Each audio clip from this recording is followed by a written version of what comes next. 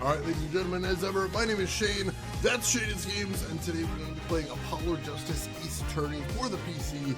This won't be our first time playing it, so if you just joined us and you want to see how we got to where we are tonight, feel free to check out my YouTube channel. But for tonight, let's go ahead and get into the game. So we are kind of starting fresh here since we're starting case number 4.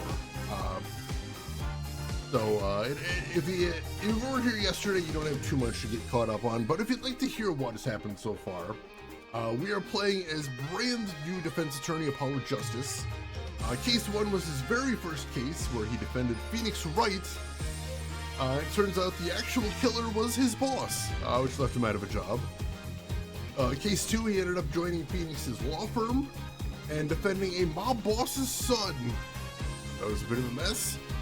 And we just finished case 3, where he went to a rock concert and murder happened. And the actual killer turned out to be the band's second guitar. That was a wild ride. And hey, Chris Technician, welcome in. Yeah, I had sheet pan, paprika, chicken, and potatoes. It was delicious. Pepperoni melt, that sounds really good. Excellent, excellent. Where Winds Meet, I haven't heard of that one. That sounds interesting. I'm not much of a Souls-like though, so I'm not sure if I'd enjoy it. Yeah, with Wuthering Waves, like, my biggest complaint about that game was like when I was playing it, I'm like, I don't think this translation is very good. And like, we've been doing games from Japan for what, like 40 years now? Like, that should be a thing that we have down. Like, if I have to think about your game's translation, it's not good.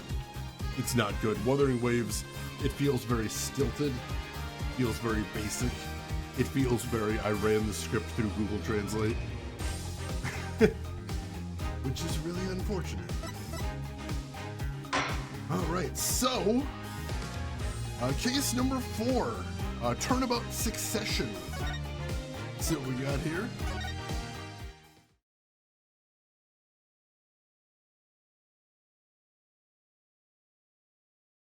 And that is the whole truth of this case.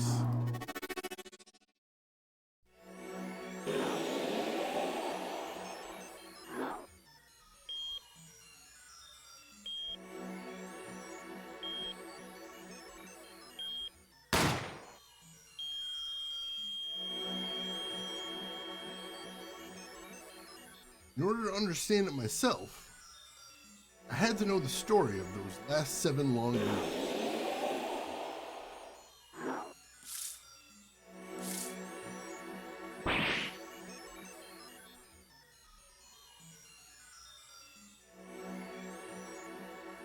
Nothing happens by chance. All is connected.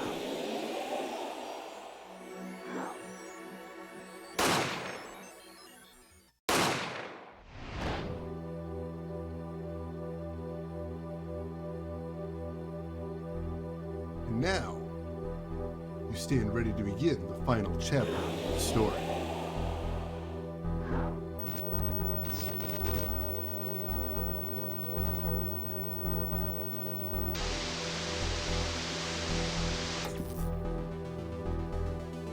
Will the defendant be found guilty or innocent? The decision is yours.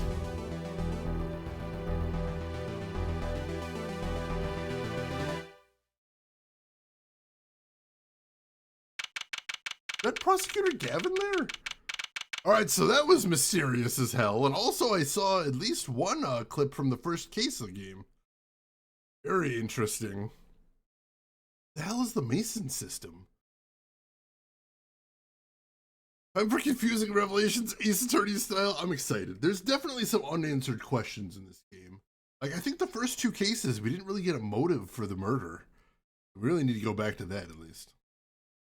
Oh, that is cool. You can kind of turn off the Souls mode. I like that. That is neat. All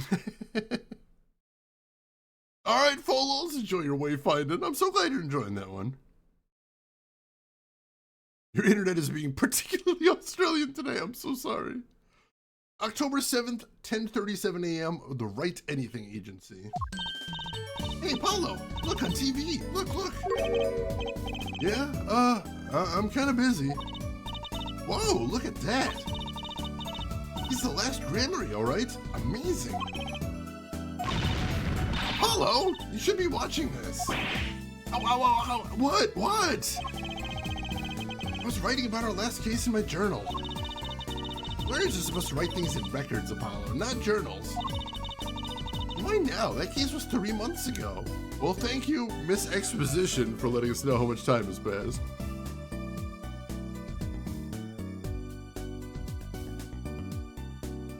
Celestial Light, welcome in. How are you doing today? Hope we're doing well. Hey, it's a long story. I did a lot, you know. I want to vacuum pack the feel of the moment for later. That is a weird turn of phrase. Like, I 100% believe Apollo would say that, but that is not a sentence I've ever heard anyone say before. I want to vacuum pack the feel of the moment. What the hell, dude? Right now, I'm wowing the crowd by figuring out how Lamoir disappeared. That's right, Uncle Volant did that illusion too.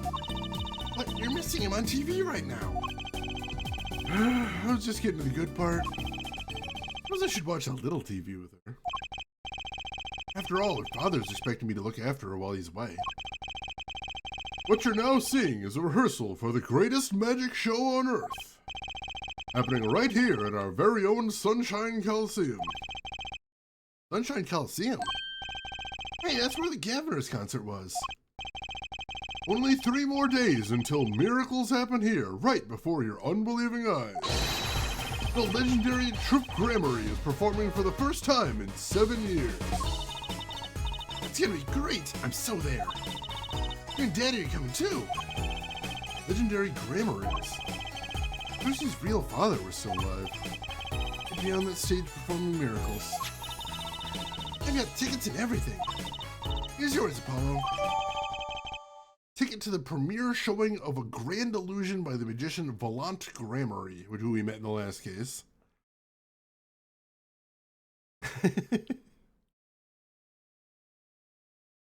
Yeah, unfortunately, the one time I was in a courtroom for any length of time, it was just the most boring thing imaginable. Legerdemain. Luckily, I've never been in court, thank God. I've been called for jury duty a couple times, but I haven't actually been called to serve on a jury. And also once at school, we took a field trip to view a court case. And, like, I think we were in the courtroom for, like, an hour watching the case. And, like, it was mostly just the lawyers arguing about tiny details.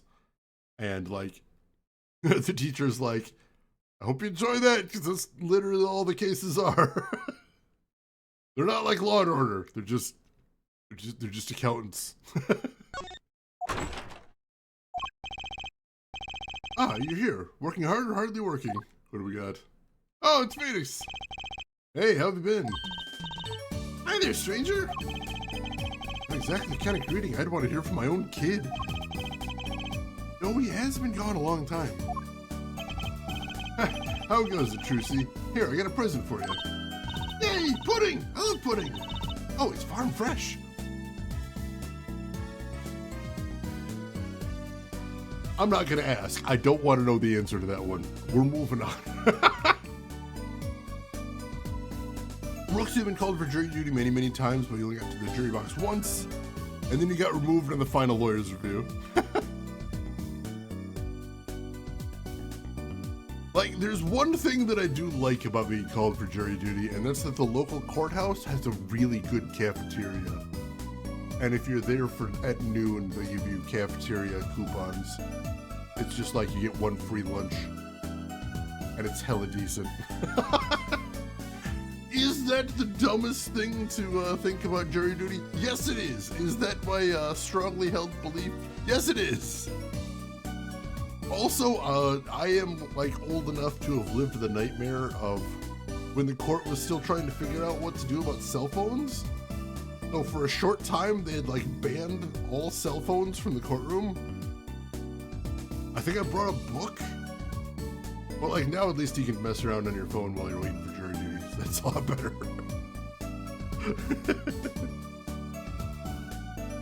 Aquanet and Marlboros. We were just talking about Aquanet yesterday, oddly enough. Ah, gotcha, Chris. Gotcha. Tonda, you were a juror on a murder case once. That was the most interesting and lasted like a week. That must have been really inconvenient. I think that's the one thing. Like, I'm down to do my civic duty, but also, like, you know, we got lives. That kind of sucks. Casita, welcome in. How are you doing today, Casita? Hope you're doing well. You have a good rest, and thank you so much for a 78-month resub. I appreciate the heck out of that. Did you finally get a shave or learn the piano? Let's not set our hopes too high here. Once you're a head juror, I mean, I could see the leadership potential there, Tonda. I could. Farm fresh pudding is missed. Oh my god. I'm mad that kind of works. Yeah, I remember I got like a barbecue chicken sandwich last time I had jury duty. And like, it was really tasty, and I'm like, what the hell? Hella decent courtroom food. Also, the last time my dad did a stint in the hospital, like, hospital food was really good. There's one thing that I didn't get while I was in the hospital, but I saw on the menu on the wall, and I can't stop thinking about, which is they were advertising they were gonna have a vodka sauce pizza. Can't stop thinking. Anyway. Hooded Whale Hog, welcome in. Is it better than Justice Rolls from the vending? I remember there was that one case in Edgeworth where there was a vending machine. It was an important piece of evidence. Orangutan, welcome in. I once had the worst case scenario of being selected as back. Oh, that is the worst case scenario. Had to be there for the whole thing and then didn't actually participate. That kind of sucks. I'm so sorry.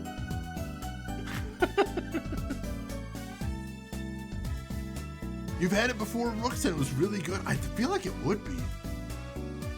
Spice Chipmunk, you go for some vodka and pizza, just cut out the middleman there. I respect that.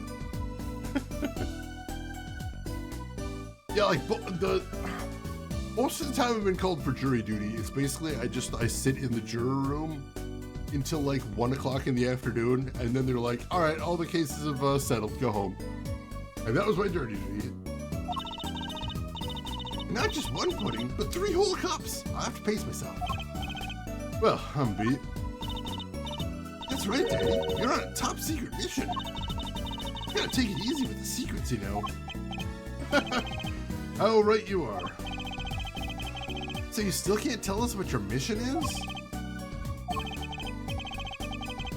Maybe it is time. It has something to do with you anyway. Huh? Me? Oh, maybe you're getting a top secret mission too. Maybe you can be one of those guys. Spy. Can I just be a defense attorney? To be honest, telling you about the mission was my whole reason for coming here today. What? Tell me. You've heard of the jurist system, yes? Jurist system? That's right, the new legal system everyone's talking about. All the rage with the keys. That's Phoenix's daughter right there, Trucy. Although we learned in the last case, it's not his biological daughter. We don't know the story behind that, though. Have you heard of it, Apollo? Huh? Maybe? Maybe not as many people are talking about it as I thought. Yeah, it's weird how, like, a new legal system isn't all the buzz with the kids. Jurist system, huh? Alright, what? So, Daddy, what's this jurist system thing? Well, Trucy, do you know what a jury is? I've heard of it. Isn't that those people who sit in court in those old courtroom dramas? The ones who get to decide if a guy's innocent or guilty? You know, Apollo? Oh, only from TV. It's 12 people chosen from the community, right? Well, they're thinking about reviving that system. They're calling the new system the jurist system. No more doing whatever you like, Your Honor. Not quite that harsh. The jurists cooperate with each other. They help analyze the case from different angles. Ah, and there'll only be 6 of them under the current proposal, right? Wow, you know your stuff, Apollo. Even though you didn't seem to know your stuff a second ago. That's weird. How did you get up to speed there?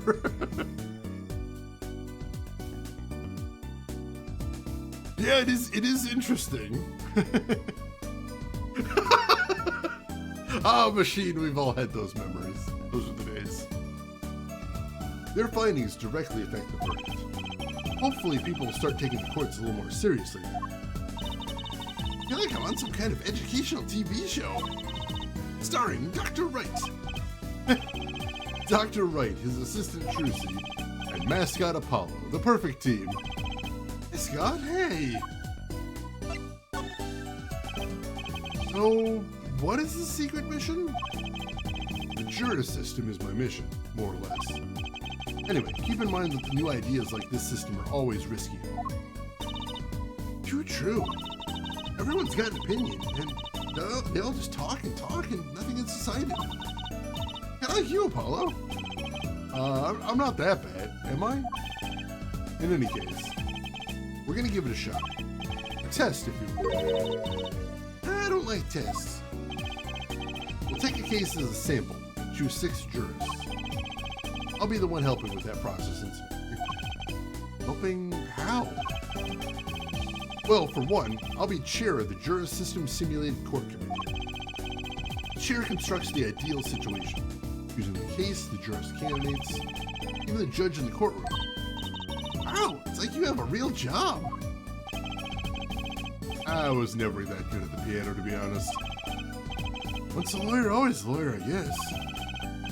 Trial's tomorrow, by the way. Don't miss it. Trial simulation, I think. Simulation, huh? Sounds interesting. So, what kind of case is the trial simulation about? Oh, since the first run-through of a new system, I wanted something simple. Good thinking. No sense wearing yourself out on something too serious. True. Case is a murder. It's not simple at all! By simple, did you mean the defendant is guilty? Yes, most likely. Oh, good luck, Apollo. With what? With the trial tomorrow. You're defending, of course. Recall that I said it had something to do with you. Go for it, Apollo! Just a test case anyway, no sweat. Yeah, but there's still a verdict to be decided. And a potentially serious sentence. The most serious in a worst case scenario. You mean the verdict's for real? That's not a test trial, that's a real trial! All the forms have been filed. There's no turning back now. Trial begins tomorrow at 10 a.m. Hope you can make room in your schedule. I love how this is a legal system where you can sign a lawyer up to be a defendant, to be a defendant's lawyer without their own knowledge? Does no one have to sign anything in this universe? What the hell? Yeah, speaking of jury duty. Let's see. Rangitan, you're confused by the Apollo Phoenix thing? Well, if you got any questions, feel free to ask. I'm always happy to catch people up. I know not everybody can watch like every hour of these things. Oh, that plate of magic spaghetti? I do keep staring at that over there. Yeah, as usual, we get absolutely no time to prepare. We haven't even heard who our client is or what the circumstances. Groshin, welcome in. How are you doing today, Groshin? Hope you're doing good. Oh, different legal system. Of course, of course. So yeah, I'm told that the inspiration for this is the fact that apparently a few decades ago, Japan actually changed their legal system to at least sometimes use a jury system. So this is sort of a real world situation happening here, which is really interesting, I think. Why am I only hearing about this now? Yes, there was a change this morning. I picked a new case. Huh? Something that happened last night. I have so many questions and I don't think I'm gonna like any of the answers here. Just how it works as far as it knows, it's true. It's true. Hey, no worries. Like I said, I don't expect anybody to like watch every second of these series, so I am always happy to answer questions. Anything you got, even if it seems like it's like basic that everyone would know, please go ahead and ask. That's what I'm here for. That is what I am here for. I always consider that on the stream the game is the star, I'm just the host. That's just part of my job. Let's see. You love the games, but they also drive you crazy. Oh, same here. Like, I love these games, but also they're insane sometimes. Hey, Scantron, welcome in. We haven't actually started the trial yet, so we don't have a mystery just yet. But we will soon. Geek Boy, good to see you. Hope you're doing well. Glad to have you here. Playing a game with obscure and complicated lore. I mean, we were playing Castlevania the other day. My God, that lore is complicated. Mostly because the people writing it don't care about the lore very much. Hey, Paulo, I know you're all excited about that secret mission, but what about this? Troop Gramarye Grand Magic Show. Huh? Oh, right, the card tricks. They're not card tricks. They're grand illusions, miracles, the apocalypse, heaven and earth will shake. So what? That's 3 whole days from now. It's at Sunshine Coliseum. Let's go today. You can say hi to Uncle Blunt. Have fun. What? I can't go by myself. You know I'm not very outgoing. Right. Why not go with her? But what about the secret mission? Oh, don't worry about that. You'll hear all about it tomorrow, regardless. I don't trust that smile. He knows something he's not telling me. Yippee! Now you can take me to the Coliseum. Suppose it wouldn't kill me to pop over there. It might kill someone, though. Dun dun dun. Dogs and cats living together. It's chaos. Ah, Gramarye. That reminds me. What's this, Daddy? That silk hat, the Gramarye seal? Oh, that's kind of cool. Looks like it's a kanji that's kind of been transformed into a picture of Volant. That's really cute. If anybody knows anything about the kanji in there, I'd be curious what's actually going on there. Consider it a birthday present, Trucy. Thanks, it's great.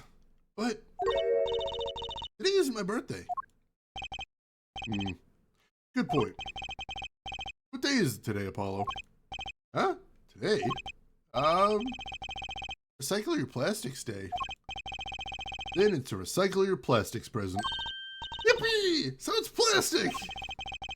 I've given up trying to understand them. It's much easier that way. So, what is it? Can I open it, Daddy? No. Huh? You'll need that envelope someday. Someday soon. Don't open it until then. How did Phoenix get so mysterious between the last game and this one? What the hell happened? Oh, the calling card from the Killer case. I do remember that. That was pretty cool.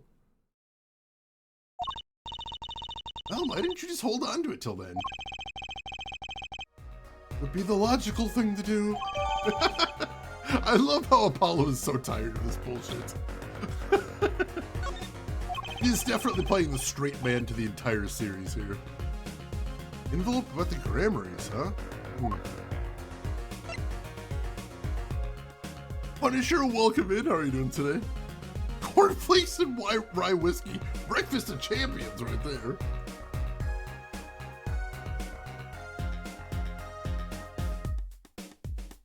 Gimme Gooba, oh my god. I understood that reference. Alright, so what case are you gonna use? You really want to know, don't you? Of course I do! I mean, I'm gonna be defending, aren't I? I like how Phoenix is like, wow, why don't you want to preserve the surprise? That's not how being a lawyer works, Phoenix. Supposed to prepare for trials, oh my god. If all goes well, then yes. Of course, this is just a test. We wanted everyone to start without preconceptions. Blank slate, as it were. There's a difference between having a blank slate and just being totally clueless. Whose dumb idea was that anyway? Well, mine. Committee chair, remember? Oh. Well, if you want to know that badly, I suppose. could give you permission to examine the scene of the crime. Good! That's better! But you can't talk to anyone involved with the case. How am I supposed to defend? You let me worry about the details there. Remember, I'm in charge of this trial. All of it. But you don't want it to backfire, do you? Apollo, I'm in charge of the whole trial. That means the entire affair is my responsibility. Good or for bad. Just do what you can. Don't worry. I know what I'm doing. Alright. I'd recommend going down to the detention center. Client's waiting for you. You can ask about the scene there. But you just said I couldn't talk to anyone involved! Oh, you can talk to your client. If you can get her to talk. Well, time's a-wasting. Alright, all of that was very confusing and mysterious. Screw you, Phoenix. But alright, start moving.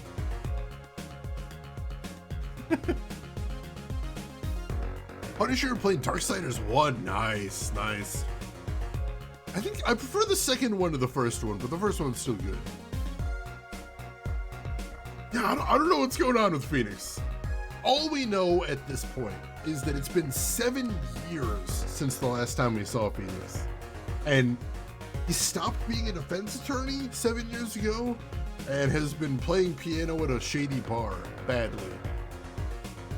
Like, there's been implications that he may have been stripped of his license, but we still don't know what happened at this point. And of course, he's been super mysterious this whole time, so it's not helping there.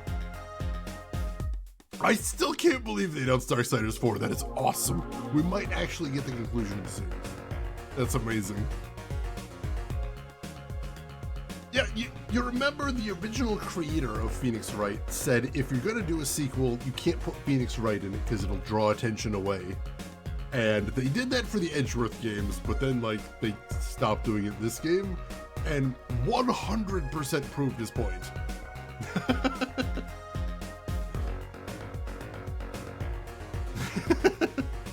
Give me my boy!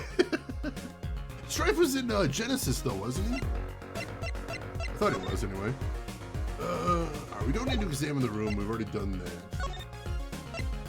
Let's look at our new evidence that we got here. So we got the magic show ticket. 70 bucks. Not cheap. Are you ready, Apollo? Ready? For what? For what? For the True Grim Grand Magic Show. It's not like I'm getting up on stage or anything. What are you talking about, Apollo? You can't enjoy magic if you're not part of what's going on upstage. I'll lend you my spare costume if you need one. Huh? You mean I can't go in this? No. More straightforward than that. Yes, Apollo, the only way you can enjoy the magic show is if you dress up like a girl and get on stage. I'm sorry you had to learn about it like this.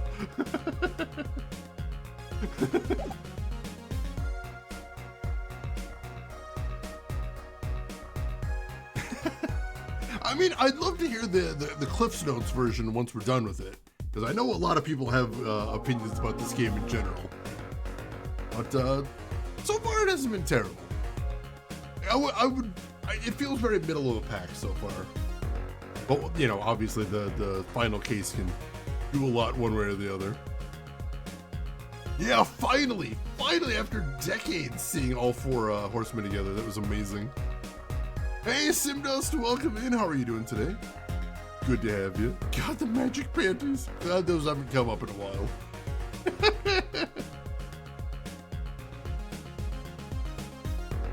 Gotcha, Kellerman. Oh, thank you for looking into that. I appreciate it.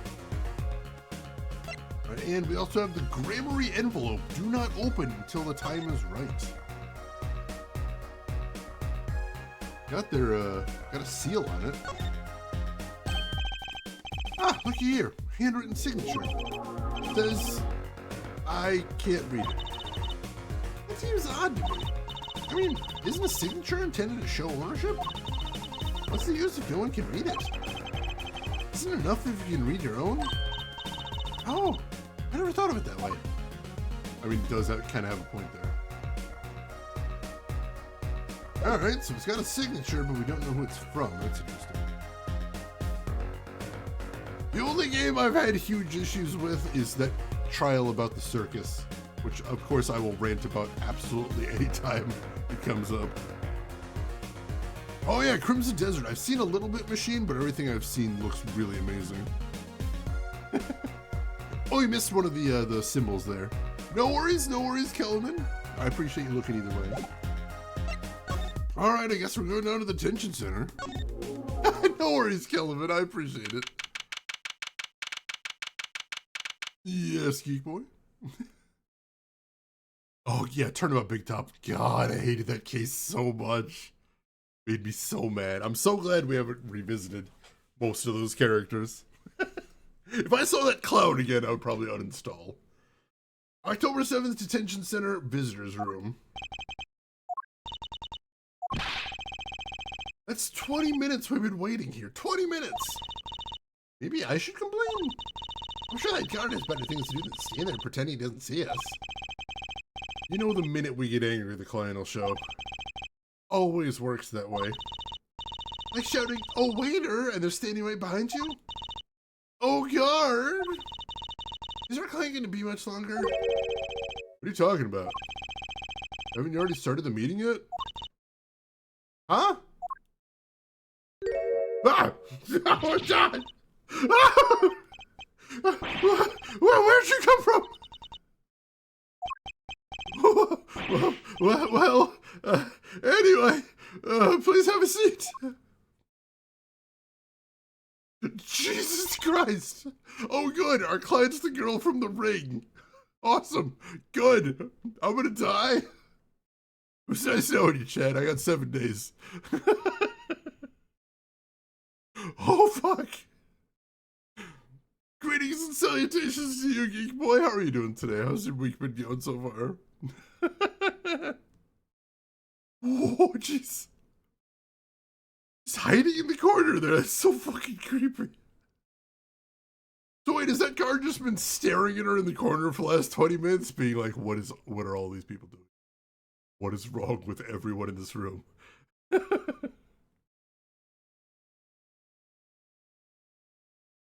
All right, Lost, thank you for that, and I hope you've been enjoying your lurk. Yeah, I'm very concerned that she's the girl from The Ring. I'm nervous, Apollo. Silence. Build suspense. Why don't you do something, Trucy? You're a magician, aren't you? That's right. Okay. I'm the amazing Mr. Hat.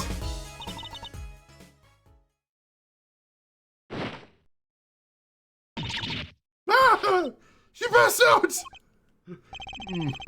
His magic underwear might have been a better bet. That's magic panties, Apollo. Didn't say a word, but did pass out and then pick herself up off the floor. That's just weird. What is happening here? She does have bangs, that's true. Got that over Sadako. Who the fuck is using puppet jutsu? Trucy. Bottom of Cursed Well, Sinister Countryside. So, the prosecution claims that you crawled out of a TV after stalking our victim for 7 days. Is that true? Considerably less damp? How would you know that, Kim Goodwin? How would you know that? How would you know that? How would you know that? Today is all about questions I don't want the answers to. Oh, visibly less damp. Gotcha. Ring versus Grudge, that was my kind of garbage. It was a terrible movie, but it was like a wonderfully entertaining terrible movie. I want more. I mean, it's like most of the Godzilla movies. Like, they're hot garbage, but like, I'd watch them anytime. Hi. Well, I'm your defense. Really think it has to be fate, you know? And by fate, I mean destiny. Do you know I'm good with astrology? Tell me, what's your sign? I can tell you mine if you'd like, Apollo. Oh, never mind. Got carried away there. I'm destined to get difficult clients, it seems. Welcome to Ace Attorney, Apollo.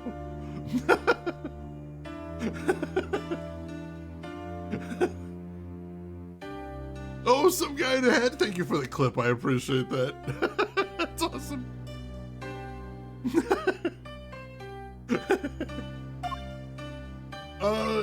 Let's start with the very basics. We gotta get something. So, what's your name? Oh, right, I'm supposed to introduce myself first. I'm Apollo Justice. I'm Juicy Right. I know, more fast. Hey, I know, maybe you can tell us what happened. I'm a defense attorney after all. Anything out of the ordinary happened lately? Well, the other day, this tourist from out of town stopped to ask me directions. Leader, Trucy! I need to ask directions myself here. Well, that was fruitless. I can understand despair a little better now. You did good, Apollo. The fuck is that? Look, she's doing her nails. What? Are nails more important than defense? Is that it? Let's go, Trucy.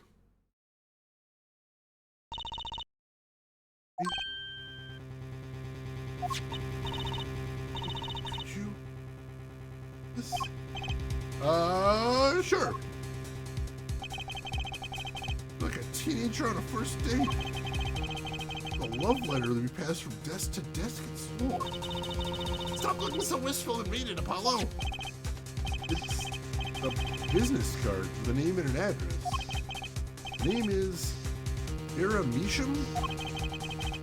Address is for Drew Studio. Is that her name? Do we have something here? She went to the Batman school. She's Batman. Now, Apollo's 0 out of 4 are talking to clients now. Embarrassing. It's gonna be a long, infuriating ride. They always are. And you're giving me this card because?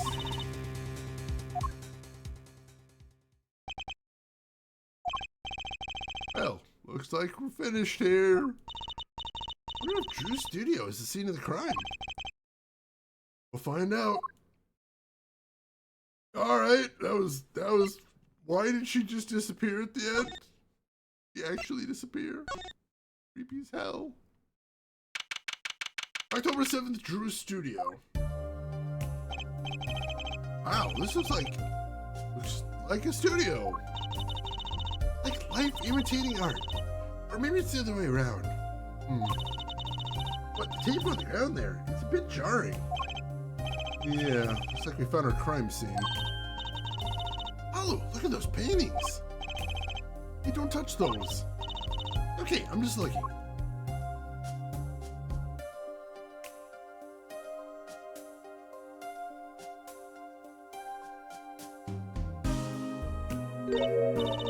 Huh?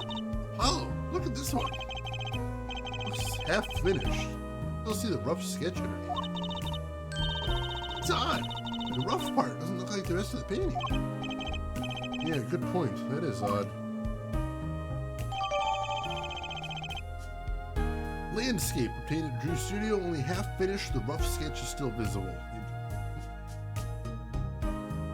Punisher, enjoy your lurk.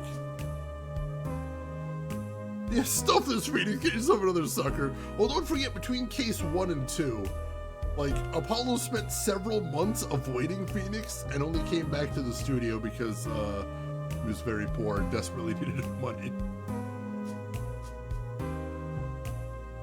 So he tried. He did try. It's portrait, not landscape. Oh my god.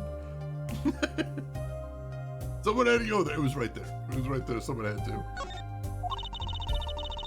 the paintings have a really different style, too. Ah, thought I might find you two here. Who's that? Oh, hey! Emma! Long time no see! Oh? I think I run into you far too often. But I know why you're here, too. You know about the trial simulation tomorrow. Oh, you know about the trial simulation tomorrow? I've heard about it, sure. So Mr. Wright chose you, huh? You don't even know what the case is about. Well, he was killed. The artist who owns the studio. This is Mr. Drew Misham. Misham.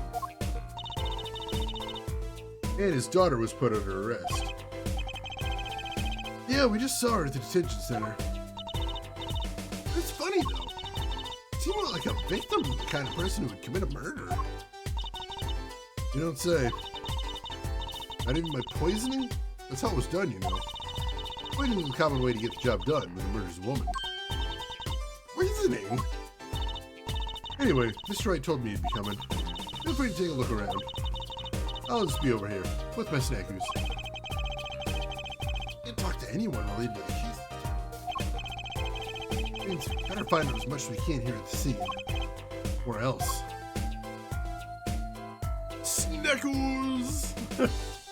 And Emma too. The Grouchy Crumbler, that's a hell of a name. Sounds like a very low-budget horror movie. Hey, Kissa, welcome in. Thank you for the 40s. How are you doing today?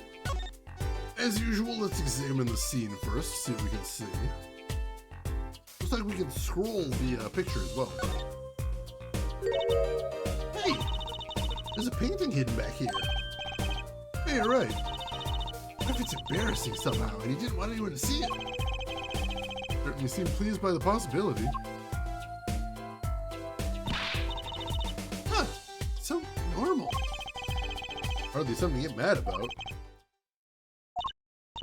Huh? What is it, Paolo? Well, doesn't this painting look like... Ah, never mind. Better get a professional opinion on this. Take a drink! Weirdly, for some reason.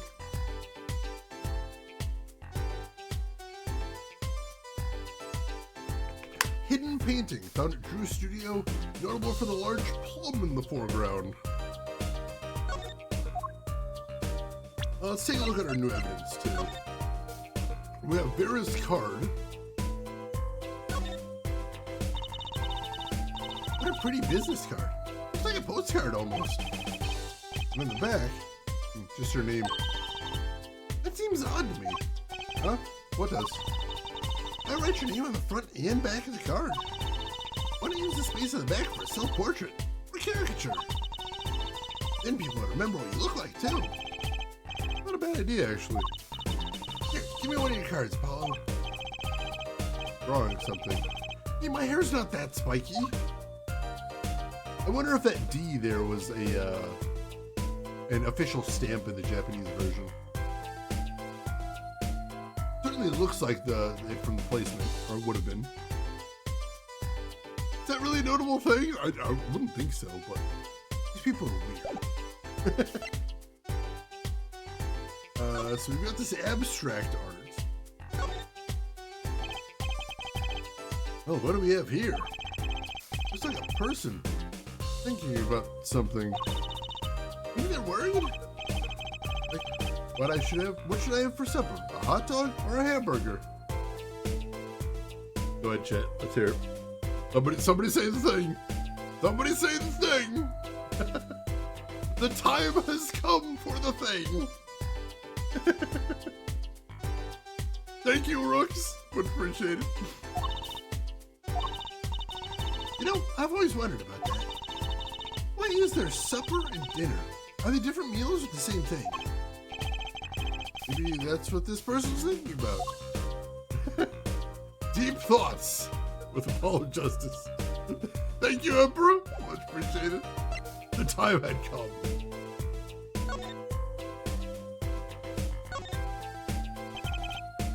That pufferfish? Apollo, that's clearly a porcupine fish. They're not the same thing? You know what gets me? They've all got those needles, right? What's protecting that soft spot on the lower belly there? Nothing. Remember to keep Trucy away from small round fish. Very specific instructions, but important nonetheless. That's a step ladder. Honestly, that would have been the funniest thing they could have possibly said there.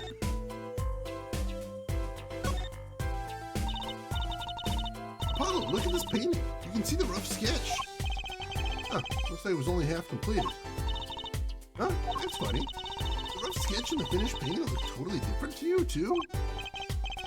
You actually. What's that all about? That is a good question.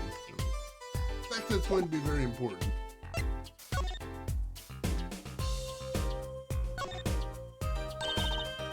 Hey, Paulo, this painting, I know it.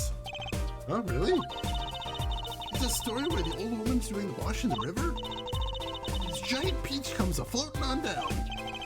That might possibly be the strangest thing I've ever heard. Giant peach in the river? More likely than you think. It's just me talking about, oh god. Alright, let's continue looking around the room then. Ah, that's the victim's coffee mug. Aha! So the poison was in here. This is my first time seeing a real poison mug of coffee. Hope so. Poison coffee? Not exactly, actually. What do you mean? No traces of poison were found in the coffee. What? You'll have to figure out the rest yourself. I'm officially not on your side, after all. The victim's last cup of coffee, the side of the cup reads Bisham. See that part? See if we can actually find that bit. Oh, it's alright. Any weird signature in it. There's nothing to inspect on this? Oh, here we go. Hey, look there! That stain doesn't look so healthy, Apollo. That must be the Blue Mountain stuff we've been hearing about. It tells me that even Blue Mountain coffee isn't this blue. Oh, the stain is probably... better ask Emma. I'm sorry, can we not just say that looks like lipstick? Is it that hard? It's 3 words, Apollo! Just say that! Yeah, I guess we're not going to bring up Van Gogh. Oh, we don't want to press the copyright issue there. I mean, honestly, yeah, painting over paintings is a very common thing. Bill Watterson, the cartoonist that did Calvin and Hobbes, actually took up painting after he retired from the comic. And he mentioned that he painted over 100 paintings, but also he didn't want to develop any sort of ego over them, so he destroyed all of them. Which, bold, but I do respect it. I see where he's coming from. Lipstick is a government psyop. You do not think lipstick exists? Is that where we're going to that? I have so many questions. That letterbox looks funny sitting inside a room like this. Take a look. Empty. The other half of that letterbox is actually connected to the outside of the studio. Mr. Mission would put his letters in there, and the postman took them away. Impressive that someone still writes letters in this day and age. Or wrote, rather. Van Gogh is in the public domain. Hopefully. Public domain is frustratingly complicated. Words are lipstick. There's a sentence I didn't think I'd ever hear in my entire life. I wouldn't mind taking a closer look at these paintings. I just love oils. You know how they're so thick? Is that the word? These paints are all dry. I'm just surprised at how different these all are. Yeah, what's going on with this half-finished one? Must have been a work in progress. You can still see the rough sketch below. It's so weird. The sketch part doesn't really fit the finished part. I noticed. That is weird.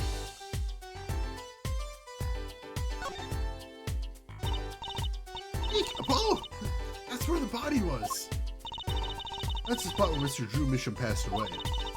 He put the coffee mug to his lips, and the next moment, he had a bit of paint on the ground. See that half-painted painting there? Must have been working on that right up to the moment he died. Wow, true artist to the end. Or maybe he started a year ago and was procrastinating. Wow! Glass half empty there. Let's see, what else is there? Anything? So I think I've seen everything. Oh, no, there's something else here. I imagine this coffee cup was for guests to use. Guests? The police already analyzed this cup too? Not a trace of poison was found on that cup. The killer was after Drew Misham alone. Interesting. I think that's everything. Ooh, alright.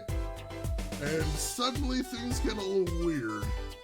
I gotta blow my nose real quick though, folks, so I'll be right back.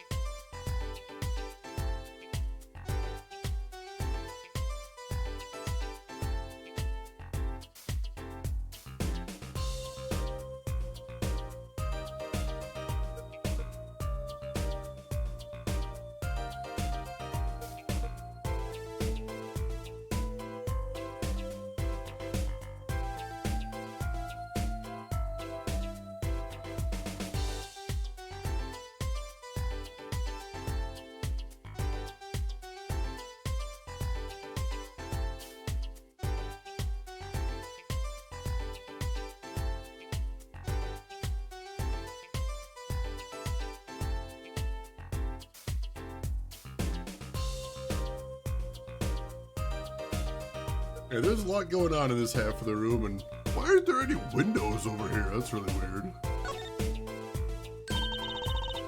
Look at all these paints, Apollo. There's so many. You got like 20 kinds of red.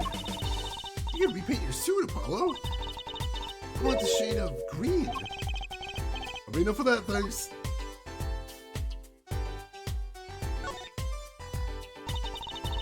What is all this equipment here for? Doesn't look very artistic, really. He had everything from a lathe to a laser cutter. Looks like he was ready to work on metals and wood, too.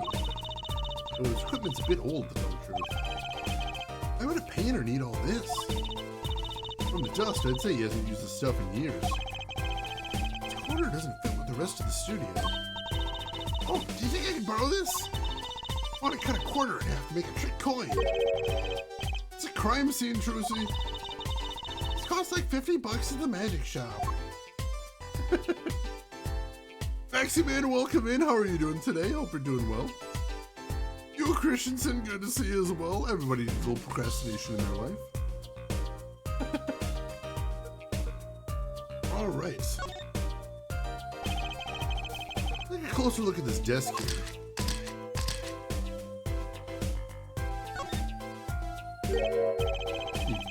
I don't know about that way the figure's posed.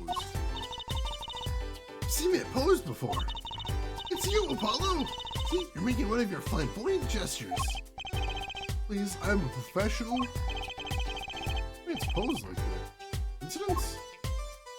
Probably not. I'm doing good. Enjoying my weekend very much. Thank you for asking. So this is Drew Misham? This little girl must be Vera. Yes, they took that some years ago. They look close. Happy little family. Until you arrested his daughter. Ah! Look, I was personally against that, okay? It just doesn't seem very suspicious, scientifically speaking. Right. I hope we get a closer look at Drew, because what the hell is happening with his hair? What the hell is going on there? I have so many questions. Oh, cute. Look at this tiny frame, Apollo. Tiny's right. That thing's barely 2 inches high. What picture would fit in there? Not apparently. It's empty. No glass in it either. What is it doing sitting on the desk? This is a lesson for us all. Be sure to check the size when you buy the frames. Honestly, yes. Do that. Double check. Guy's a paintbrush and oh god, yeah, he is just sort of a paintbrush man. That's horrifying.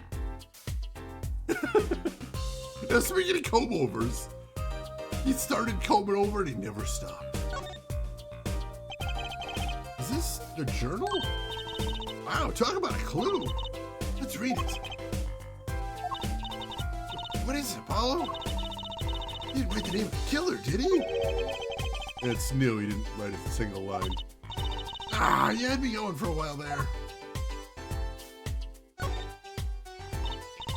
Hey, Apollo, what's this feather thing? Is that a pen, like an old-fashioned quill pen? It doesn't have a pointy end. That was most likely for sweeping detritus off the desk. Wow, you sure know a lot, Emma. Bold and scientific, that's my motto. Exactly, what about that was bold or scientific?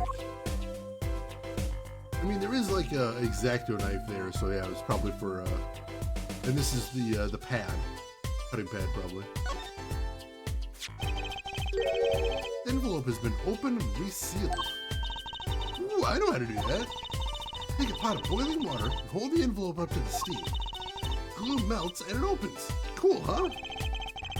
Whoever did this wasn't so delicate. Right, they just ripped it open and stuck it back together. Huh? The postmark on this letter is from 7 years ago.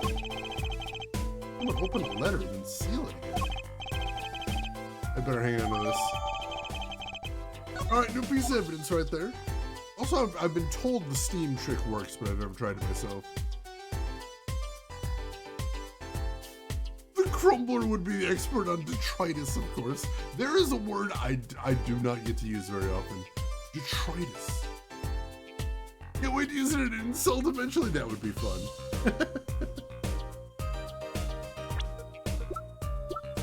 I just rewatched a couple weeks ago the movie Zombieland, which is very near and dear to my heart. It does have an amazing insult in there, which is like, you're like a giant cock-blocking robot made in a secret government fucking laboratory. I love that someone wrote that line. That makes me happy. Alright, what do we got? So this is Drew mission, so it's addressed to him. There's the tear right there. Oh, look! It's been opened once here. You're right. I wonder if there's some way we can see what's inside. Should I try to get it open and then stick it back shut? Let's not tamper with the evidence, shall we? I've got a better idea. Emma, let's ask her. Alright, so we've got a lot of stuff we're gonna need to ask Emma about. Interesting. Been staying warm, I have. I am wearing very comfortable jammies right now, and it's a wonderful thing. It has been unbelievably cold in Chicago, though. Lord. Back to the main room here. Is this desk for painting, Apollo? That would be a drafting table. Drafting? Basically, it's a tool for making precise diagrams. Wow, painting is harder than I thought. How would a painter need a drafting table? An architect, too? I saw the microscope and I'm like, that's where he paints his minis. Gotta get those Warhams. Are we not gonna talk about the frog x-ray or whatever the hell that is? That looks like a frog x-ray. Weird stuff in here. But I think we've seen everything. Means time to go talk to Emma. Yeah, it's that way for most things in the Ace 30 games. Big hitboxes there. Your private frog x-ray? I'm so sorry to intrude. I'll let you and the frog x-ray be alone. Just from his last medical exam? Well, now I'm more worried.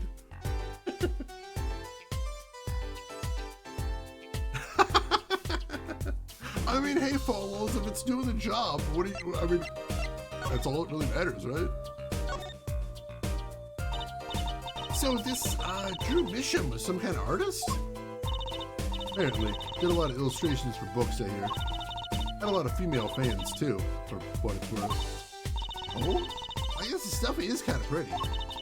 Like that oil painting over there, for instance. Yeah.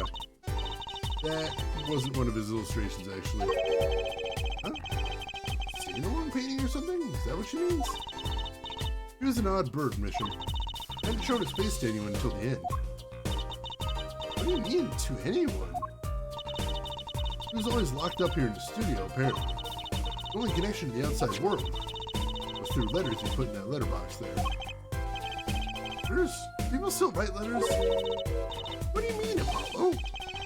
I mean, when was the last time you wrote a real letter? Most people use email and stuff these days.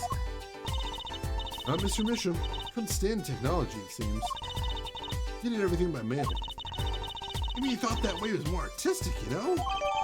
I mean, it kinda is.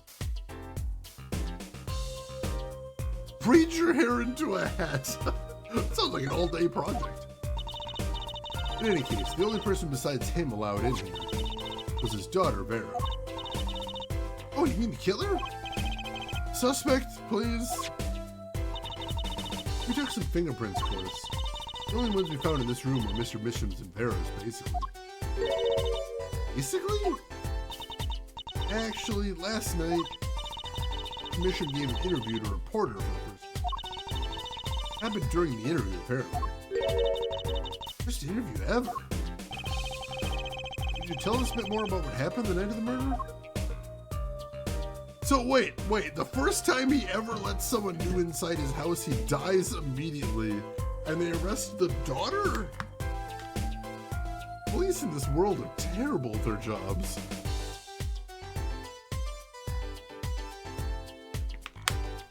All right. Well, that's it we know about the defendant. So, this woman, Vera. She's Mr. Misham's daughter, right? Yep, real sickly girl ever since she was little. Hardly ever went outside. She did kind of give off a withdrawn sort of aura. She was homeschooled by her father, apparently. Quite a scene when they took her to the detention center. She was screaming about how she'd die if they took her outside. That does sound like a scene. In the end, she agreed to leave if she was allowed her good luck charm for company. Luck charm? Apparently she has this charm that magically gives her the courage to go outside. Did I ever get a normal client? Why would a shut-in daughter kill her own dad? Look at me. So, about the poison. It was found to be in his coffee, right? No, not precisely. Not precisely? What does that mean? You can see for yourself, I think. We'll get to that in a moment. Hey, Wookie Cookie, welcome in. So she's eating something called snackoos, which in this game is never defined, but I'm told in the Japanese version it's something called Corinto. Hope I'm pronouncing that right.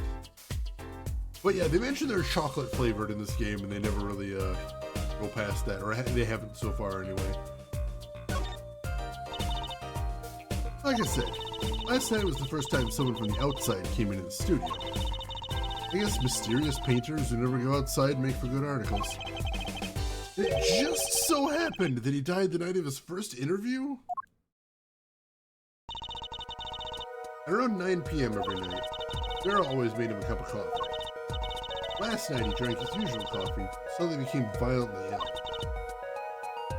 Died? She poisoned him on the night of his interview? Wouldn't the reporter see? He wasn't near Mr. Misham when she brought her father his coffee. He was checking out some equipment in the back of the room. Supposedly, that's why she didn't notice he was there. It was the reporter who called the police, in fact. Wait, but why is she the suspect? Anyone's suspicious, it's the reporter. Yet the reporter never got near Mr. Misham's coffee. Even Vera acknowledges that. Regardless, I want to know more about this reporter. Did you enjoy the ending of the previous case? I did. It was clever. It was clever. I liked all the mysteries and how they got resolved. I was very happy with that.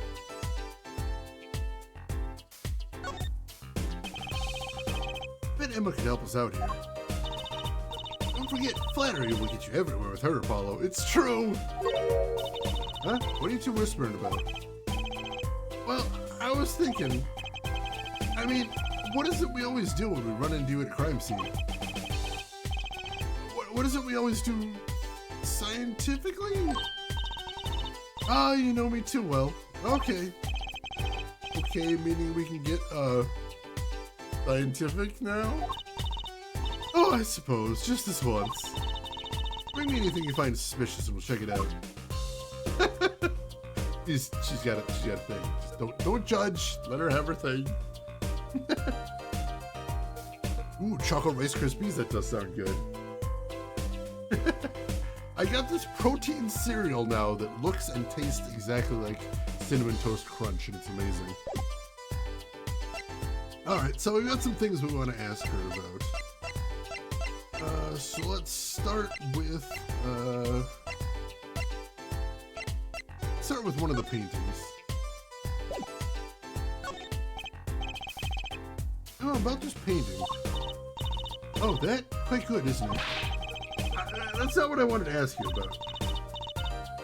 You want to examine it, is that it? I'd be happy to let you, if you had a good reason. But without that, sorry. She wants us to do a little footwork on her own first. Do I have to show her the other painting then? Oh, Emma, I was wondering about this painting here. Ah! That one. What about it? What about it? Yeah, what about it, Apollo? Take a closer look at it, both of you. Now, look at this one. This is the third painting he was working on. Hey, they're the same. I was hoping you wouldn't find that. You're right, though. Your mission was copying this painting. Wow, it's pretty good. Copying a painting? What for? That's a really good question, actually. The original National Post Office Company here ceased to deliver letters end of last year after 400 years. Interesting, interesting. So is there a way to send letters anymore? I mean, do you need the other copy to be like a painting? You can take a photo of it, right? I don't know, it's interesting that he's copying it. Me at least. Let's ask about the coffee. Emma, about this mug. There's a pale blue residue on the rim. Huh? That? Yes, well, it's just a rumor. But I've heard there's a kind of coffee called Blue Mountain. I'm pretty sure it isn't actually blue, Emma. Right. Okay, you got me. That's left over from my testing spray. Forensic science! I knew your hobby was behind this somehow, Emma. Not a hobby. So, what kind of scientific stuff were you up to? This spray, that's what. It turns blue when it touches poison. So the poison that killed the victim was on this mug. That's right. See, it wasn't in the coffee. The killer applied it to the rim of the mug itself. Wow, science is amazing. It is helpful. Maybe Emma'd be willing to help us out a bit more. You should try buttering her up, Apollo. See, flattery will get you everywhere. We're talking to her a bit more. About poison analysis. I was afraid you were going to ask about that. See, this solution is used to test for atroquinine. Huh? Atroquinine, a deadly poison found in the autopsy. Oh, I know it's sparking her eyes. She's getting excited. I'd lightly. One of the most virulent poisons, but it's absorbed into the body astonishingly slowly. It takes at least 15 minutes from the time of ingestion for adverse effects to show. Oh, and guess what? Recent research has shown. That's fine, really. We don't need to know all the gory details. I think I get it. Just spray this stuff on something you want to test, right? Precisely. You can find even the slightest trace of poison with this. I want to try too, Emma. Pretty please. You don't have to ask twice. I already used it on everything suspicious, of course. Hey, let's give it a whirl, Apollo. Ah! What are you doing? I'm just testing to see if I got a reaction off of you. How is this for a reaction? Never do that again. I'm not poisonous. Tell that to those hapless witnesses on the stand. Let's just get down to checking for real poisons, shall we? You just spray him in the face with that? Some unknown chemical? Jesus. I mean, yeah, there is a market for replicas, that's true. Different company doing the service, but it's another parcel service, not the same. Gotcha, that makes sense. Toxic boy. Alright, so we can spray the poison on stuff if we want. Check around to see if there's any other poison anywhere. Interesting.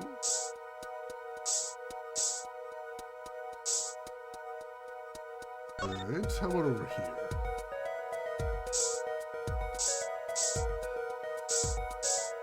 Interesting over here.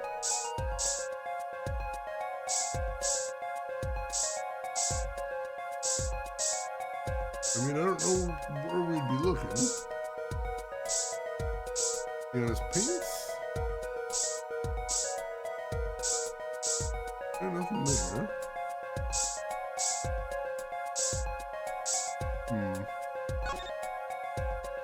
Alright. Oh yeah, she says she already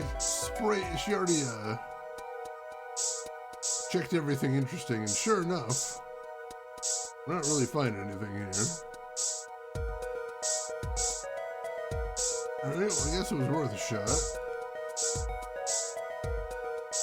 I mean, I assume if they're giving me this opportunity, there's something I'm supposed to be seeing here. Not seeing anything though. I feel like I'm getting pretty good coverage too. Nothing on the desk? Not at all?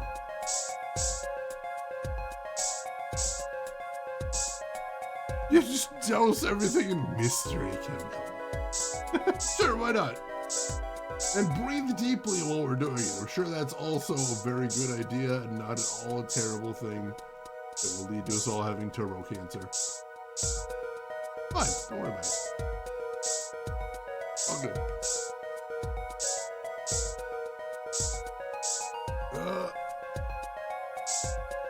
Yeah, so we're finding nothing then. Oh.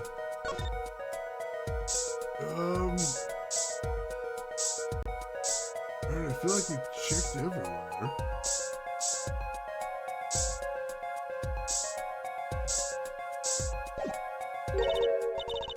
Too bad. No reaction there. Sure, Emma checked out all the likely spots. Wait a second. What is it, Apollo? Did you spray that little desk over there? I don't think so. Spray probably can't reach that far, you know? Check it out, just to be sure. Oh, of course! God damn it, I was trying to spray it. Genuine fake watches, that's amazing.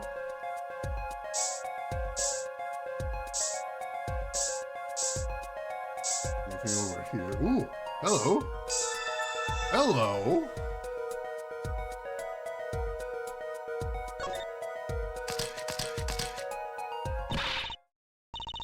A reaction, Apollo? Ah! Where? Inside of that cute little frame, look!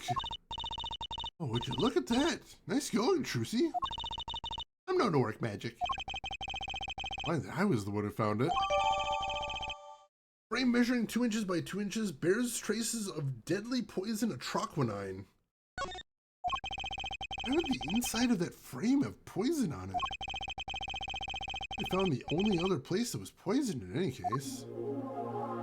Very weird.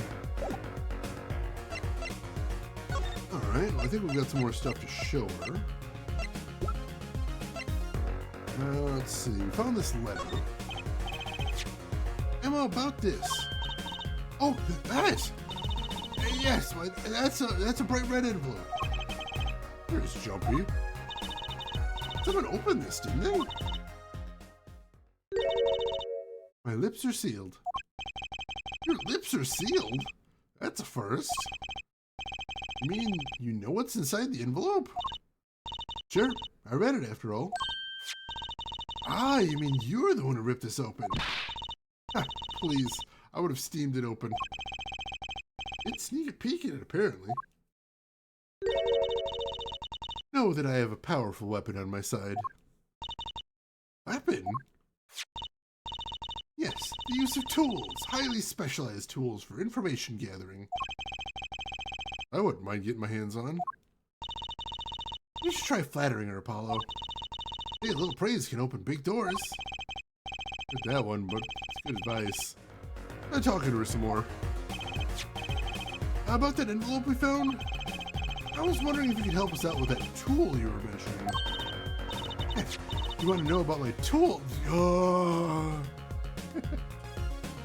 Are we still doing phrasing? Can we not? Called an X-ray analyzer. X-ray? Like the X-rays you get at the dentist? That's right. At least that's what I got. Huh? That's a real name, but it's much more complicated. X-ray spectralization something. How am I supposed to remember all that? So basically, it lets you see inside things. Like envelopes? That's right. You're sharp, Trucy. But it's a bit more complicated than that in practice, of course. Actually, to tell the truth, I'm not really sure how it works scientifically. Can I try it out, Emma, please? Oh, I suppose. Of course, I've already checked out everything suspicious myself. Oh, right. Let's give it a spin, Apollo. Ah! What are you doing? Oh, you seeing if I can see through your hair? But it's like lead. Point that thing at any more and it might all fall out. Then I wouldn't need an X-ray machine to see through it. Oh, let's just get down to business, shall we? Hope you weren't looking to have kids, Apollo, because it's not happening now. I mean, it does look like the size of a printer, so I'm not sure where she was carrying the thing. Right, let's test it on a sample first. It so happens that I have a lottery ticket here.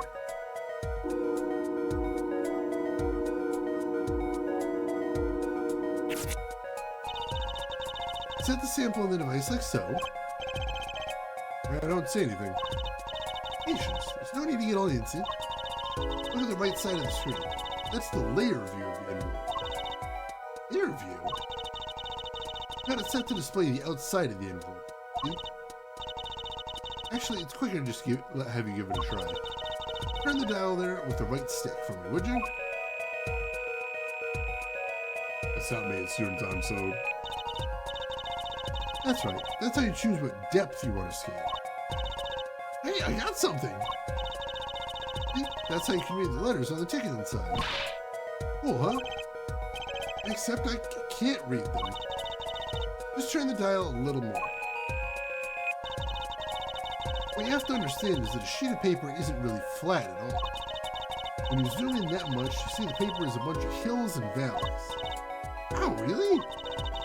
This X-ray device uses a beam with a wavelength of only 0.05 microns. Breaks cards down into thin layers. You can only show what's written on that layer. I'm not entirely following you, but what good is it if you can't read anything? That's why we go on to step 2. Try rubbing the image a bit.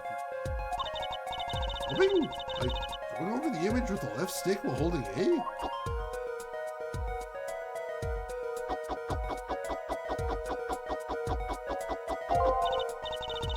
There, that fixes the image to the screen. Now, turn the dial again just a little.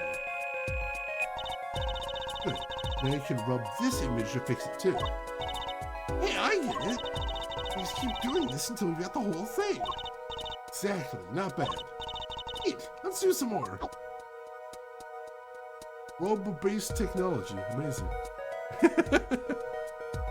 What'd you have for lunch, Ellie Lords? Hopefully something tasty. Right. Oh, starting to come together now.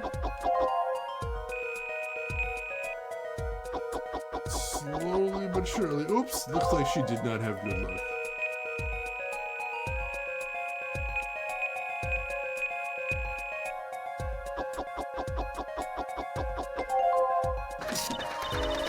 Okay, let's print this one out.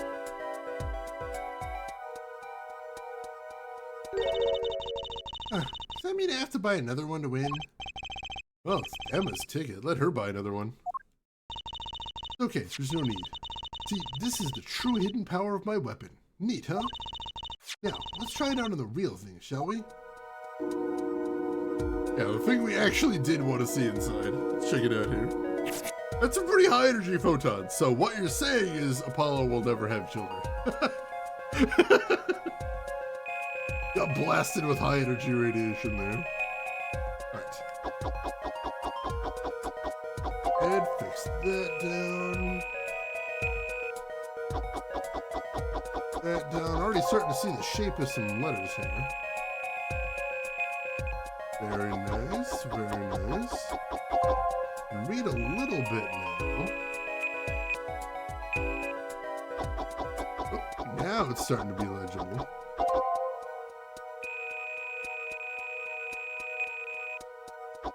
Get one more layer. Okay, let's print this one out. Mr. Drew Misham, I've deposited the $100,000 in the designated account. Please send a receipt once you've confirmed the transfer. And this is from 7 years ago. Interesting. Hot damn, Allie Lordswood, that sounds delicious. Groshin, you got the plans there. Rest. Someone deposited $100,000 in Mr. Misham's account? I think it must be really valuable. There's another page in there. Here, take a look. You bet I do. If you're gonna read someone's mail, you might as well read it all. Here goes to the second page then. All right. On to page 2. Maybe his brain got scrambled, that's all. I like how that's the good possibility out of the two. Maybe his brain just got a little bit scrambled. Hopefully there's a signature on page 2. Let's figure out who sent this letter. Or maybe some explanation for what the money was for. That'd be nice too.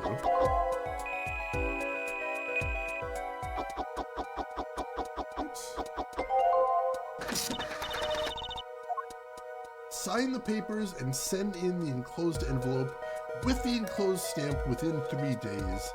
I need not remind you to speak of this to no one. It was a letter about payment for one of his paintings. Well, the secrecy though. And what? How is this letter the only one in here? 7 years old, right? It had some special significance to him? Alema? Well, indeed. You know something she's not telling us. It looks like she's keeping mum about it. Alright, so that's all we're getting there, unfortunately. So, Emma, I was wondering, what's the story about this reporter that came here for a story the night of the crime? I'm afraid I can't tell you, because he's going to be a witness tomorrow, I hear. I thought so. Never forget that face, but what was his name? Oh, right. Russell. After a scoop to sell the papers. So a reporter comes for an interview with a painter. His first interview ever, and that night he's killed. Seems strange to you? Really strange. Does raise a few questions. I'd like to speak with this reporter if I could. Well, here he's on the beat today, too. Is something about covering a magician? Magician? Not Trucy, that leaves only one other person. Yeah, there's only 2 magicians in the world, so that makes it easy. It wasn't Volant Gramarye by any chance, was it? Yeah, something like that. Got some big show lined up, I hear. Not interviewing Volant Gramarye. Getting on to that Coliseum again sooner than I thought. Here, I'll give you that reporter's card if you want.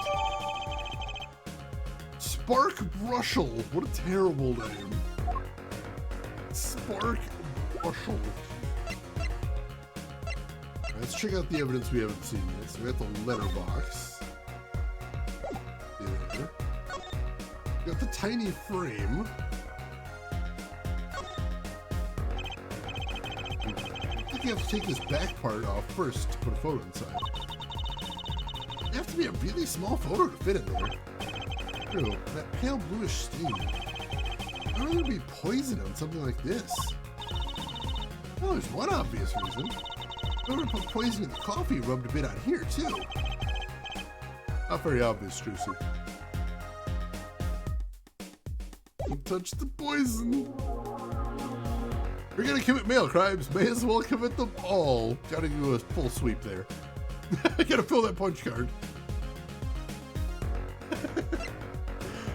Alright, and we've got Brussels business card. I guess you gotta have a good business card if you work freelance. Really? What's this, a camera lens finder? Do reporters take photos too? Freelance, you'd have to. You should try being a prosecutor and a defense attorney. You'd always win. I'm gonna become a rock star too while I'm at it. What the fuck? What? Good business card, bad business card. Good business card, bad business card. Good business card, bad business card. Looks exactly like Turtles. He's like, yeah, make the front look really professional. Good layout, good fonts. And then on the back, just put some dumbass doodle.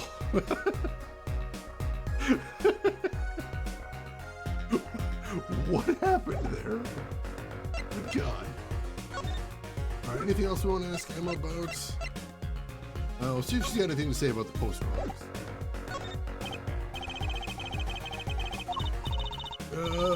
No, she doesn't care about that. Business in the front, party in the back. Oh, God. Alright, let's ask about the tiny frame. Nope, she doesn't care about that one either. Is that a mug with a mustache? That's part of a signature, oddly enough. That's what I thought originally, too, but now it's can we ask Ian about this painting? Do we have a... We don't have a reason to... She said she won't let us examine that if we don't have a good reason. Did she say anything about the other paintings?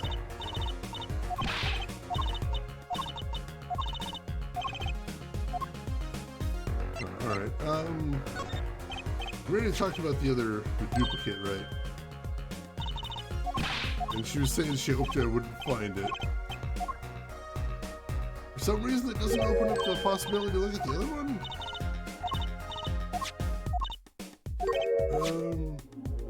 Are we talking about anything else? Oh, nothing new there. Alright, in that case, we'd probably talk to her about everything we can at the moment. So let's get a move on then, I suppose. Over to the Coliseum. Time to go start some coffee brewing? Hell yeah. October 7th, Sunshine Coliseum. Woohoo! This is it, Apollo! A place where magic and dreams converge. I actually found a new coffee brand recently that I'm really happy with. A brand called Equal Exchange. Literally the tastiest coffee I've ever had in my life. Not like I've had a ton, but it's really good. Just a while ago, it was a place where murder and nightmares converge. Let's go say hi to Uncle Vlant. What the case? Oh God, is that Vlant? Only a performer laughs like that. The young Miss Trucy. How often I hoped we'd meet again, only to tell myself it was an impossible dream. Uncle Vlant, how's it going? Glad to see you too. Of course you are. Humility is definitely not one of his stronger traits. Well, Miss Trucy, how does the day find you? You come to give me flowers, do it after the show, I beg you. Actually, we came to wish you good luck. And congratulations on your big magic show. Oh, but it is I who wish to congratulate you. Not everyone is so lucky as to witness miracles, such as the ones I will perform. Yeah, you're amazing. We get the picture. The world will watch in wonderment as Magnifi's illusions are reborn. Here on stage by my hand. God, he's so much. He's so much. Is it made by alchemists? Honestly, I do think that every time I see the name. But it's equal exchange, not equivalent exchange. Close. Like he appeared out of nowhere, like a magician or something. They did have a running gag in the last case, where every time he left, he just walked out the door, and Apollo was like confused because he thought he was supposed to like disappear in a puff of smoke.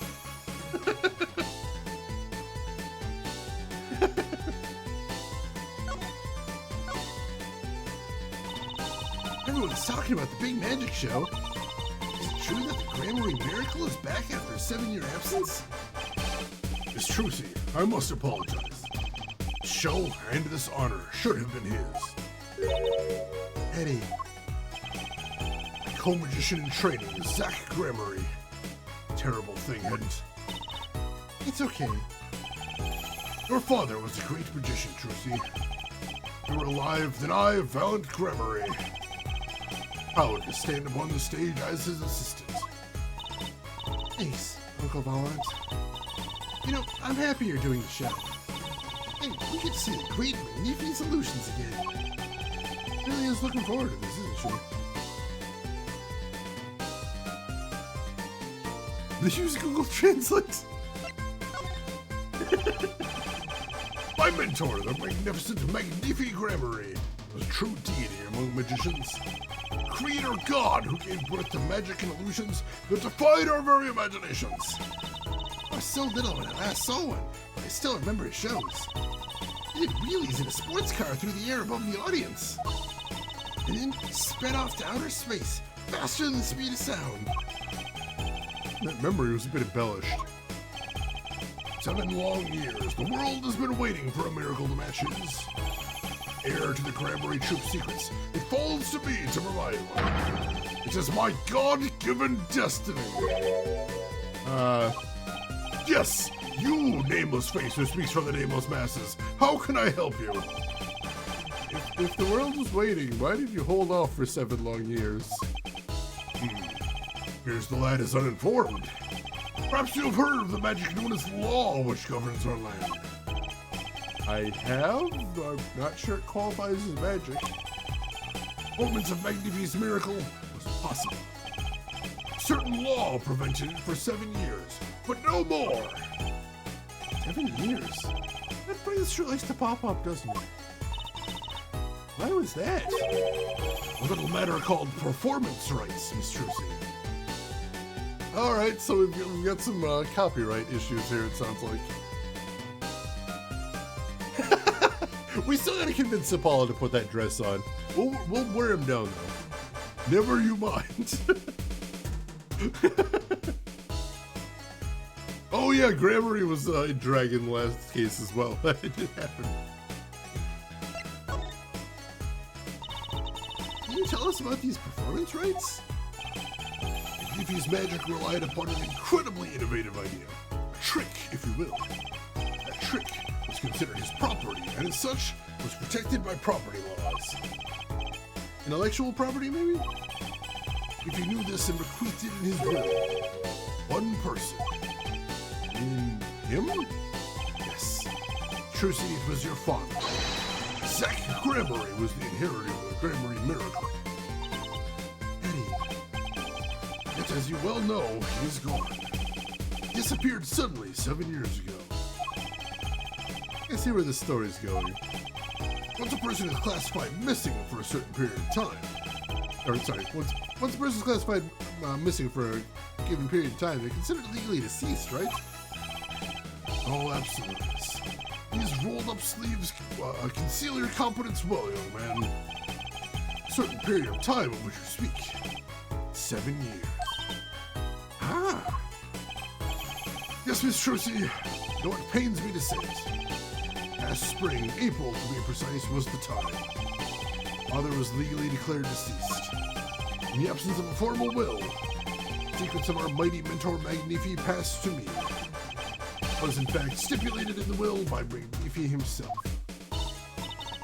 That how it works, Apollo? Yeah, it's called death in absentia. He's declared missing permanently.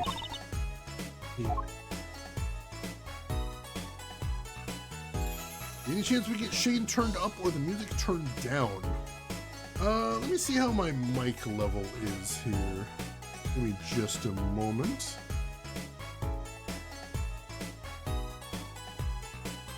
Let's see.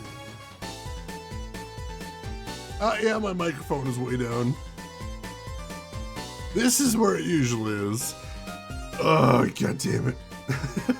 I was just talking last week about how Windows loves to turn my mic volume down. And there you have it.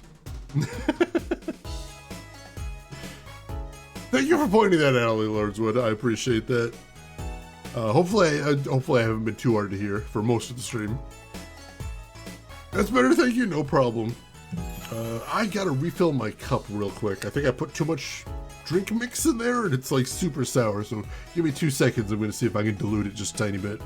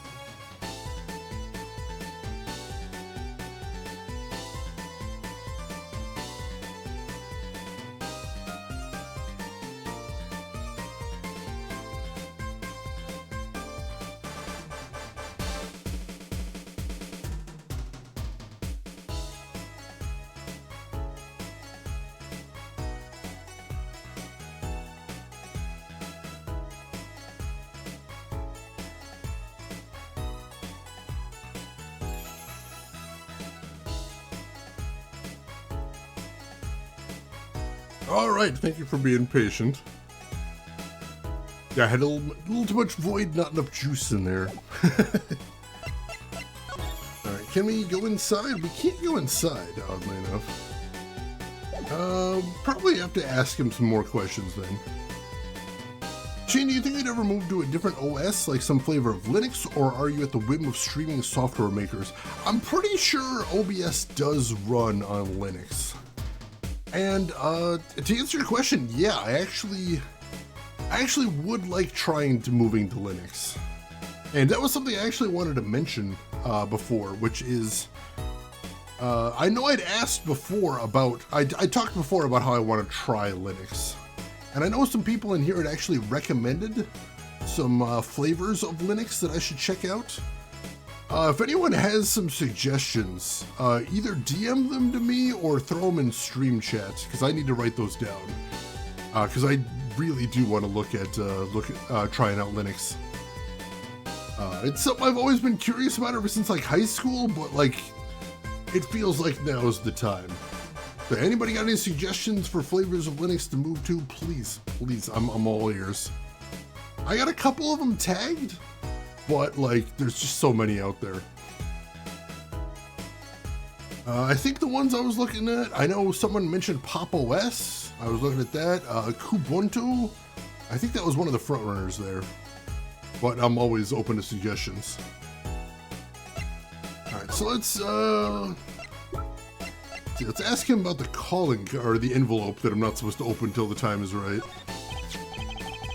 I was wondering if you could tell me about this. Aha! Why, that bears the Grammary seal. Uncle Volant? Is something wrong? Trucy, where did you get this? Huh? Daddy gave it to me. Your daddy? My partner? No. My other daddy, Phoenix Wright. Why now? Why would your lord daddy? Oh God, why? Never use that term again. Volant, I know you're freaked out. I need you to calm down. I need you to promise me you're never gonna use that term again. Never. Stop. Stop. Stop. Stop.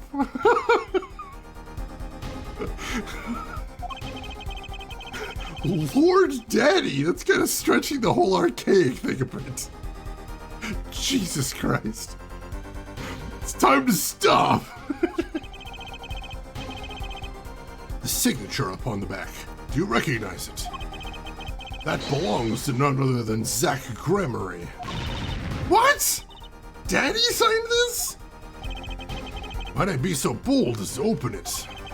I'm sorry, but I can't let you do that.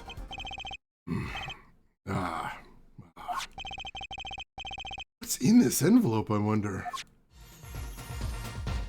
Yeah, I didn't know before, but now I definitely want to know.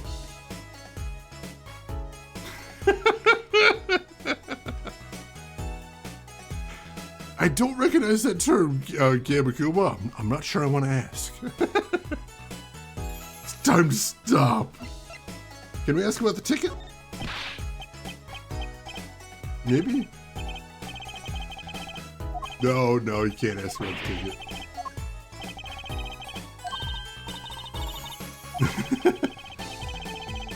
Well, we had some sort of way to look into it, like some sort of tool. Unfortunately, I don't think we can use it on demand. Also, we could literally open it right now if we wanted to, except we're not supposed to. So that's it. We don't need a tool to get in there. We were told not to look at it. That's all.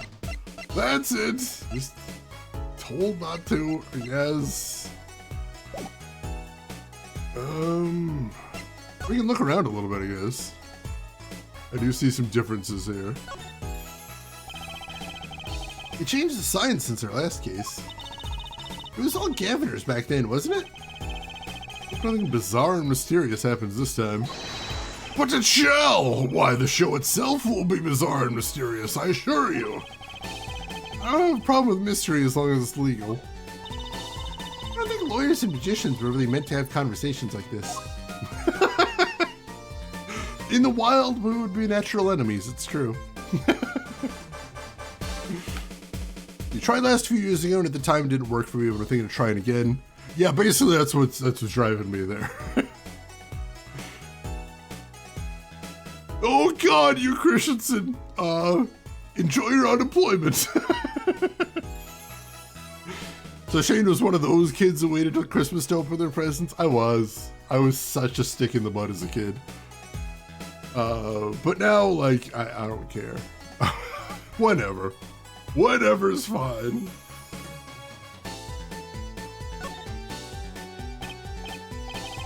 Hey, that creature there. He was handing out balloons during our last case, too.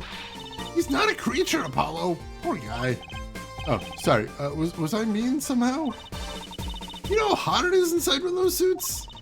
It's stuck in there, with only the smell of his own sweat to keep him company. On the verge of passing out, he hands out each balloon as though it were his last. That takes the fun out of seeing the blue badger. I like how the blue badger kind of creeps out Apollo. That is really funny to me. It is really hot in there. Like, horrifically hot. My old roommate once did a cosplay of the Pyro from TF2. And like, oh god. Really happy she didn't die of dehydration. Is the short version of that story. Look, Apollo, a balloon. A hot air balloon. With a Grammary seal on it, no less. Well, this is a long-awaited revival, after all. And it's been 7 years, you know. I've spent plenty of time and a pretty penny on promotion. Hope it's a huge success, Uncle Volant. Oh, I intend for it to be nothing less, I assure you. Well, sure seem excited about it. It's a big deal for magicians.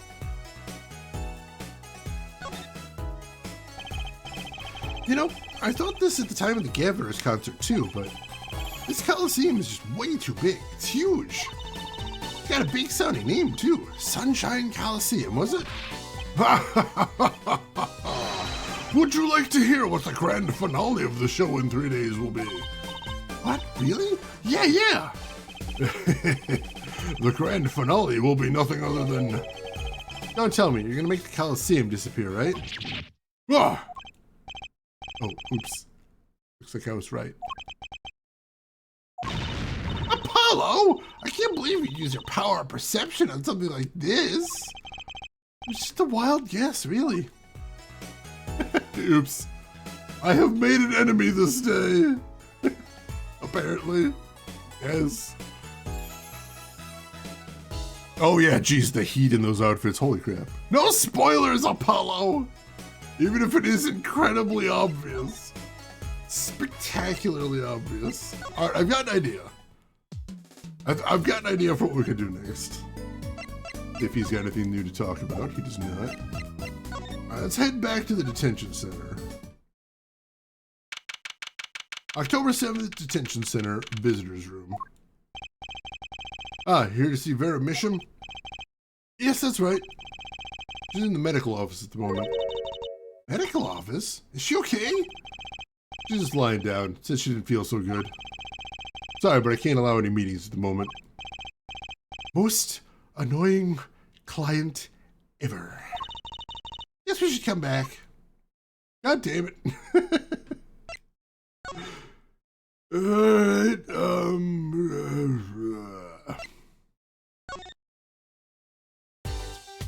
I feel like we already looked at everything here.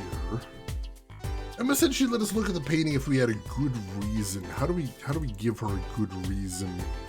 Is I think the question.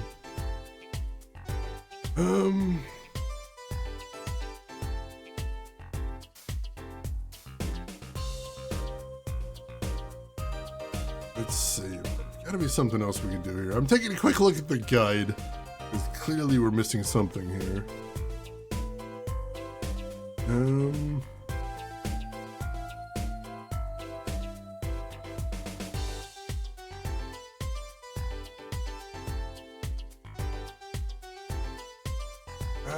Let's see.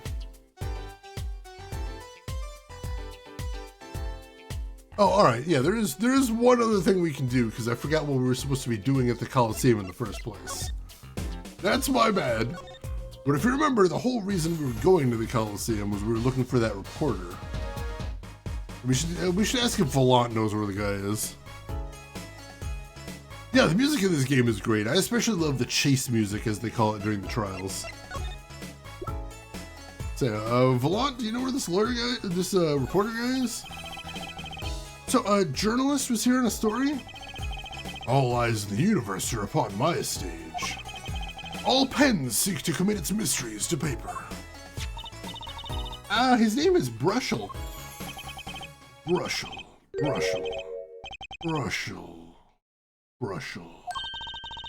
I think he remembers him. He doesn't look too happy about it. Brushel. A cloying smell of mint when he smiles, yes. Can you tell us more about him? What did he want? Alright. A man by that name called on me just now. Just now? Volant's vision is always towards tomorrow. Volant's feet step always forward. That is all. That's all. Very confusing. I am to perform a big magic show, yes? I wanted someone to cover it. Yet he had ears only for that incident. That incident? In any case, I requested that the rapacious reporter remove himself. The painter has died, what of it? It is but a footnote in the footlights compared to the magic of gramarye. Uncle Valance, do you know where the reporter went? Recommended he visit that place popular with penalized perpetrators. Detention center? He was a rude individual. Might I see that card? Sure. You would tear apart my respectability? I will tear him apart! Ooh, here comes Apollo, Uncle Valant's big magic trick. Is he gonna fix the card? Not sure that qualifies as a big magic.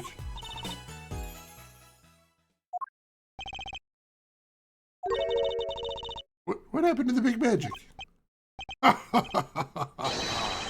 Is it not more miraculous for it to stay ripped? Must have really not liked that journalist. Now the time has come when I must return to make my prestidigitation preparations. By your leave, Miss Trucy. Thanks, Uncle Blunt.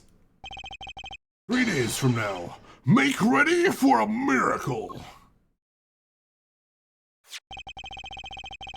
What do you think that journalist was after? Why did Blunt react like that to this envelope? I think it's time to pay the detention center another visit. He just ripped up my shit. That's not magic. He's just an asshole. Brushel your teeth. Oh, maybe that's why where the name came from. I was trying to figure out why they named him Brushel. And then he mentioned something about him smiling, so maybe he has huge teeth or something. I can't give him. Alright, so back to the detention center then. Let's see if anything's changed there. October 7th, Detention Center, Visitors Room. I think I hear what you're saying. All doing it for the money, end quote. Oh, is that the reporter? No, not at all. I think someone's already meeting here. Maybe that reporter? Oh, Jesus Christ. Oh, God! Oh, Jesus fuck!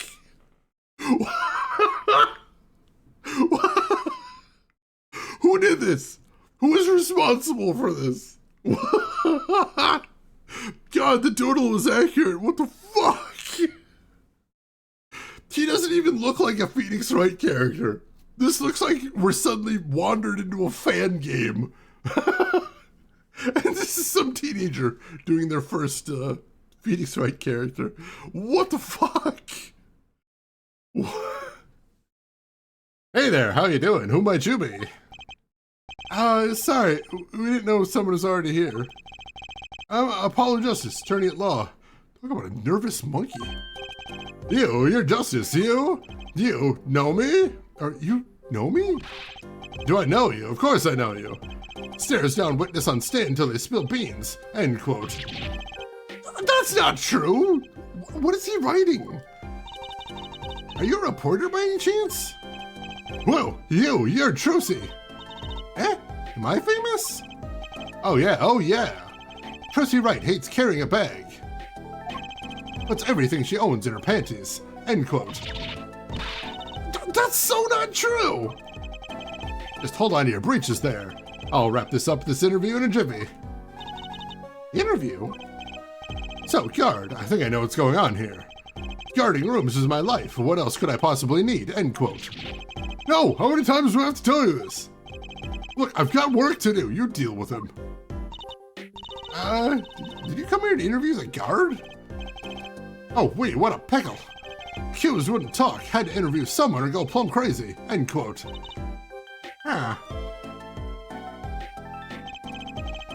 I should have guessed. Where's my manners? Name is Brushel, Spark Brushel. I'm not picky. Journalist just closes his eyes, writes, end quote. It's that nauseatingly strong mint smell every time he grins. Until you've been interviewed by me, you don't know what thrilling is. Wild romp through crossroads of mayhem madness, end quote. I can see that. Writing something again. I don't know if he's a reporter. Maybe he knows something. This is the most horrifying character. Jesus Christ. Oh god, he does blink from the bottom up. What is this mutant of a man? Nerds! Oh god. The smile makes it worse. Absolutely disgusting character. He's the last thing you see before you die. I want to live forever in that case. Kefka, welcome in. How are you doing today? He's disgusting. He really is. Yeah, you know, I thought I've seen bad in this series, and then we get this guy. We're going to have to interview him on the stand now. I'm going to be seeing so much of this guy. You know, Wookie, I don't have another explanation for whatever's going on here, honestly. So, Mr. Brushel, you're a journalist? Ah, me? Look, let me state one thing for the record here. Yes? I'm the interviewer, you understand, yeah? I'm the one asking the questions here. End quote. Okay? For instance, you think a movie director watches movies? Well, I think he probably does. Exactly. I knew you'd understand. Huh? Oh good, he's insane too. I was just hoping. Could it be better by the fact he's mentally disturbed? I mean, he can't just be ugly. What if he's also out of his mind? That'd be great. That'd be lovely. Oh god. It looks like a water balloon full of toothpaste. Honestly, yeah. So, the night of the murder, you were at Drew's studio? Oh, hopefully he's the murderer and I can put him in forever jail. That's where he belongs, forever jail. Oh, me? Look, let me state one thing for the record. Yes? I may look calm and collected, but I'm busy, real busy, always on the road. Journalist always buys one-way tickets, never looks back. End quote. I can understand that philosophy, but you want to know the thing about one-way tickets? Once you use them, they're gone. Oh, because you have to give them to the guys at the airport. True enough. But don't they give normal tickets away too? Exactly. See? It's the same thing. What is...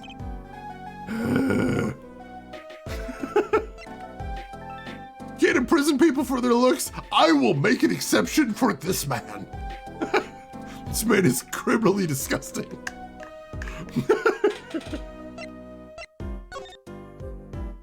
Like more of the rest of the SCPs. So, you went to do a story on Drew Mission, and he'd never had a story done about him before.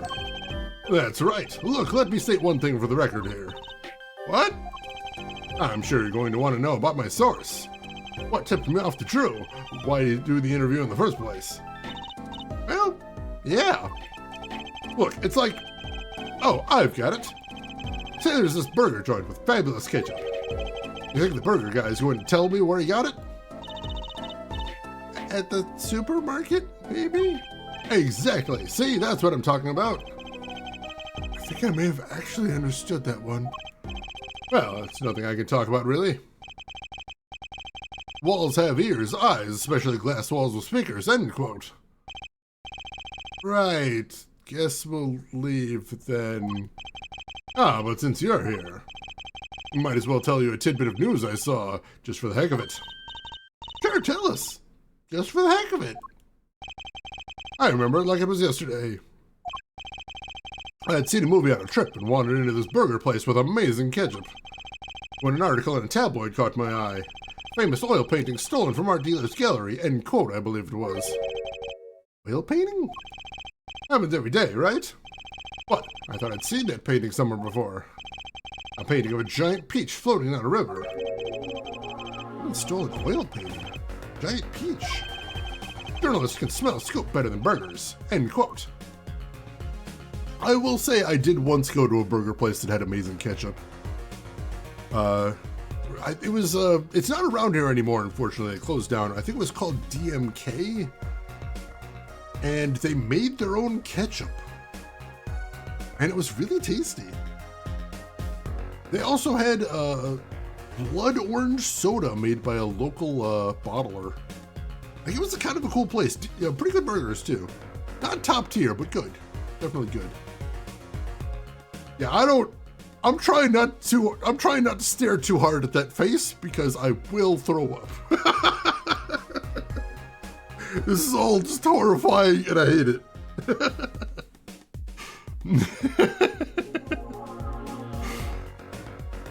Ace Attorney characters being unhinged. I mean, they're always bad. I do appreciate that this game seems like it's trying to have a hard break. Like, we're not running into a bunch of old characters like we usually do. It feels like they're trying to give Apollo his own rogues gallery, as it were, which I do respect. But also, never put this man in another game. He writes on his wrist with a calligraphy pen. He is absolutely a murderer and needs to be put in jail forever. I'm gonna stick to that right now. All right, so is this the painting you're talking about? All right, can I not? No, you just want to see that one. All right, so let me try showing him the other painting then. No, he doesn't want to see that one either, really? I figured showing him the peach thing would be what we're supposed to do there, but no, nothing there. Also, we don't have his business card anymore since it got absolutely obliterated.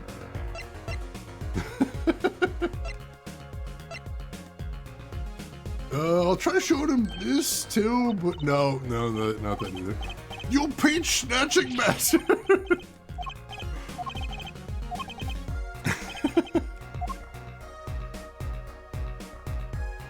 Yeah, like, I get that people wouldn't like that, but I appreciate that they tried to make it its own thing, kind of. But I was also saying earlier that the original Phoenix Wright creator said, hey, if you bring in a new character, you have to have Phoenix not appear at all. Otherwise, Phoenix will just draw attention away. And this game absolutely proves his point. Because, like, you made Raiden again is what you did. It's the same dynamic as Raiden and Solid Snake. Is every time Phoenix shows up, you're like, oh shit, that guy's cool. Why am I not playing him? I want to play that guy. All right. So am I supposed to be showing him something? Doesn't seem to want to see any of this. I mean, Emma did say if we had a good reason to look at the painting, she'd let us look at the painting, so maybe we have a good reason now? Oh, let's just get away from him as quickly as humanly possible. Why does everyone hate Spark Brushel? Let me count the ways. Yeah, in Raiden's case, it was at least partially deliberate. I don't know 100%, but I know at least some parts of it were deliberate. Like one thing that's been talked about, and I think it is interesting, is the part at near the end of the game. I'm trying not to spoil anything here, but there's a part where like Raiden and Solid Snake have been captured, and they're both handcuffed.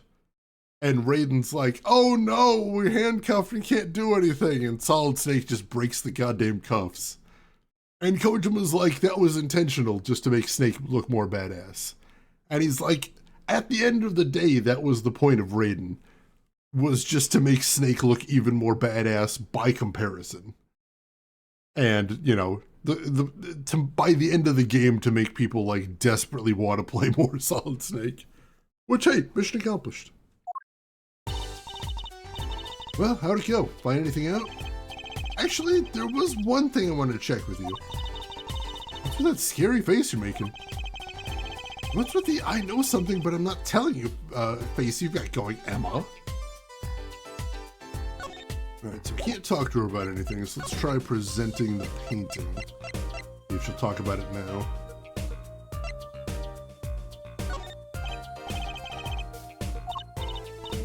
Let's see. Yeah, she says if I have a good reason still. Alright, can I present this one?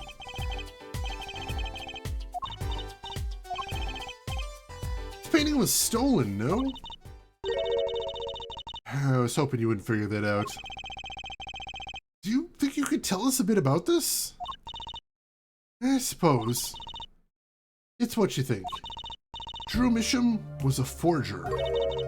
A forger? Like, yours, wife? Oh, no, something else. Gotcha. So, of course. Kill the final boss of MGS2 mid-cartwheel while on fire. That's amazing.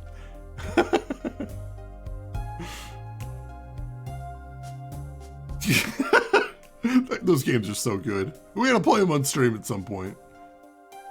Yeah, Emma's hiding something from us, and I'm not sure what or why is the thing. So, what exactly is a forger? Well, basically it's someone who makes forgeries. Fakes, in other words. Fakes? Copies of an original. Exact copies, so precise you can't tell them apart. Oh, why not just photocopy them? The big problem with forgeries is that people try to sell them as the real article. It's a crime, of course.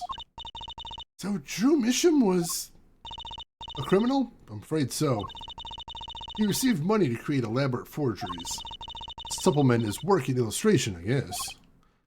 I see. Actually, that's why I brought this here in the first place. What do you mean? When you're trying to determine if a painting is a forgery, the rough sketch underneath can be a valuable clue. So the rough sketch is like practice for the real thing. Like doing a magic trick in front of a mirror before you go on stage. But not in the case of a forgery, not necessarily anyway.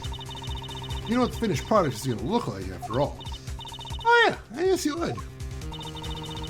That's why I brought this. I'm going to use it to see what's under the paint of the finished pieces. Get it now. Not that I really needed to go to such lengths, seeing as how one of the paintings was only half finished anyway. Still, it'd be neat to see Mr. Misham's rough sketches. Kind of like what he was drawing when he thought no one was looking. True, that would be interesting, and maybe valuable for a case. You should try buttering her up, Apollo. Flattery will get you everywhere, they say. Maybe I should ask him to help us out. Yes, we should. Dick butt. There are a lot of artists that will actually just put like dumbass doodles on their paintings before they paint over them because they find a blank canvas intimidating and just having something be there makes it a little easier to start working. Made forgeries of famous paintings, but then couldn't help but add peaches. I mean, they mentioned the one that was stolen had the peach there, so maybe that's just what it looks like? Possibly? Yeah, where does she get her funding? Oh, maybe that's where all of the money they don't pay Gumshoe is going. That might be it. All right, can we look at any of the paintings? Like, can we look at this one? I kind of wanted to see the rough sketch under this painting. I was wondering if your tool there might do the trick. Oh, fine. Fine. Just this time, though. Let's check it out. All right, I want to check out all three of them if we can. Just to see what's there.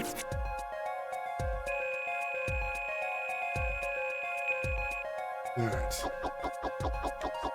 Laying that down. Go.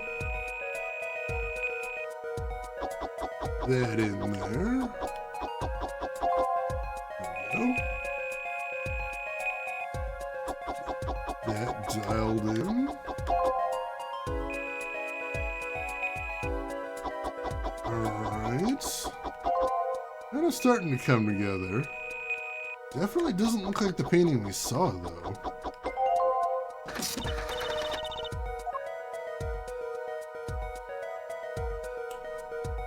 Weird. Yeah, I was thinking Etch-a-Sketch with the pressing thing. That's very strange. Mushu does seem really bad at his job. It's kind of terrifying. It's okay to take a break, Falls. No worries.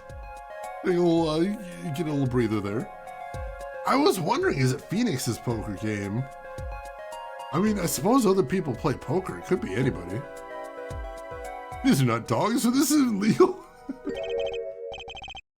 What the heck? Wow, he really blows. He finished painting isn't anything like the rock. Did Trucy just say the least Nintendo-friendly thing that's ever been said in the Ace Attorney series? Trucy? Trucy,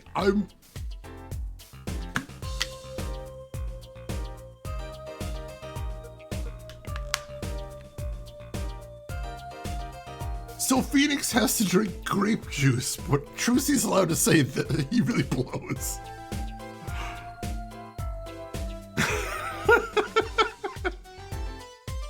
I'm struggling here. This is a weird game. Devices like mine didn't exist until recently. You probably thought he could draw any sort of thing you wanted for the rough. What do you mean? Well, in the past, you could only analyze the composition of a rough sketch. Composition? In other words, the traces of charcoal between paint and canvas. So you could tell if there'd been a rough sketch, but not what it looked like. Ah, I think I follow you. So, in essence, it wouldn't matter what was underneath the finished painting. Some pros would actually paint out a rough sketch entirely, then do a completely new painting on top of that. So Mr. Misham was drawing whatever he wanted before painting over them? Possibly. Your problem with that? Particularly, but something about the sketch itself is kind of odd. You're awfully silent all of a sudden, Apollo. You think we could check out one of the other paintings? Oh, sure. You like this detection stuff, don't you? Honestly, I do love this part of the game. I think it's really cool. Evan Luna, welcome in. How are you doing today? Hope you're having a good week so far. Yeah, honestly, Crashed Out Phoenix probably taught her that. He's a bad influence, I tell you. Definitely doesn't know how to play the piano. Evan Luna, this is your first Ace Attorney game. Hits you right in the heart. This is my first time playing the game, and I'm really enjoying it. I think it's really fun. I know a lot of people say this is their least favorite entry, but like I was worried it would be out and out bad. And I'd say it's not my favorite so far, but like I haven't really seen anything bad, so I'm having a great time playing it. But yeah, I always love the investigative portions where you get to do stuff like this. The little puzzle mechanics, really cute. Like right here, I have no idea what we're gonna find. That's exciting. I dig this stuff. I've seen a couple other mystery games that lean into this sort of thing a little bit harder, and I enjoy those too. It's a good time. Yeah, like it's, especially with a series that's been going on this long, I can see how it's difficult to judge a game on its own merits. You want to compare it to the other stuff. It's, you know, it is understandably difficult. But yeah, I would say on its own, it's still a solid title in the series. Definitely. All right. Starting to come together. Once again, does not look anything like the finished painting here. Now, Emma seems to be of the opinion that it doesn't matter, but I'm not sure that's the case. What is... Alright, once is a coincidence, twice is concerning. So the first rough sketch was of people playing poker, which is a thing that happened in case number 1. And now I've got a picture of some creature pulling a noodle cart, and that's what happened in case number 2. As a matter of fact, hang on. That's not just any noodle cart. Look at the flag there. That's the cart of the noodle guy from case number 2. That is his logo right there. That's not a coincidence. That's literally the guy's cart. That's a little weird. That's a little weird and I'm concerned. Let's see, there's some other stuff, but since your first playthrough, I'm keeping quiet about it. Fair enough, fair enough. Once I finish, I'd love to hear everybody's thoughts, most definitely. Hey, Doc Belvin, welcome in. So we're currently investigating a forger, and we're using an X-ray machine to look at the rough sketches under his paintings. And the rough sketches are starting to weird me out because they have relations to the cases we've done in this game. So we gotta figure that out. Yeah, I think a lot of series are like that. Like when you have a whole bunch of these games, you're gonna have some that are better than others, but that doesn't mean that any of them have to be bad necessarily. And I haven't played a bad Phoenix Wright game yet. Yeah, I actually grew up instead of being that nervous rookie. Yeah, the character progression is generally good, although I feel like we've kind of lost a hold on Phoenix in this one. Like, I don't think it makes sense for Phoenix to suddenly be this, like, confident and mysterious, but then again, it's been 7 years and we don't really know much about what happened there. So, I'll wait till the end to judge. This one too. What's wrong, Apollo? You look all serious all of a sudden. You think I could just look at the last of these? Fine by me. Knock yourself out.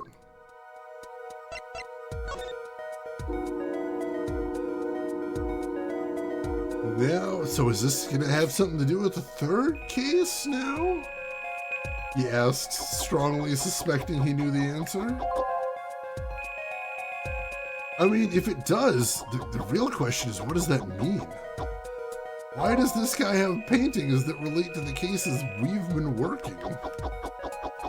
How could he have paintings relating to the cases we're working? I mean, I guess so far we haven't seen anything that's like privileged information necessarily. Still, more questions than answers.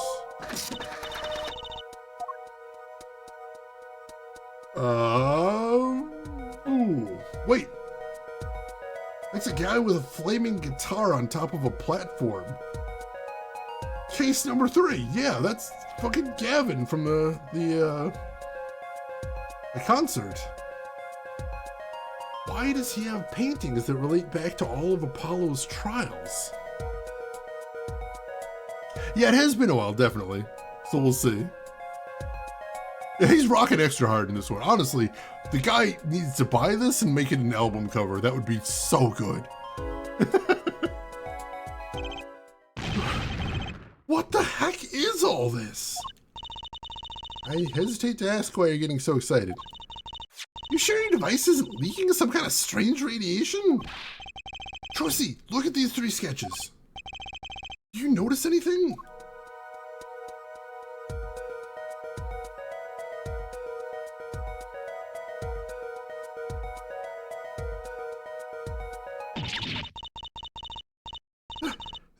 There.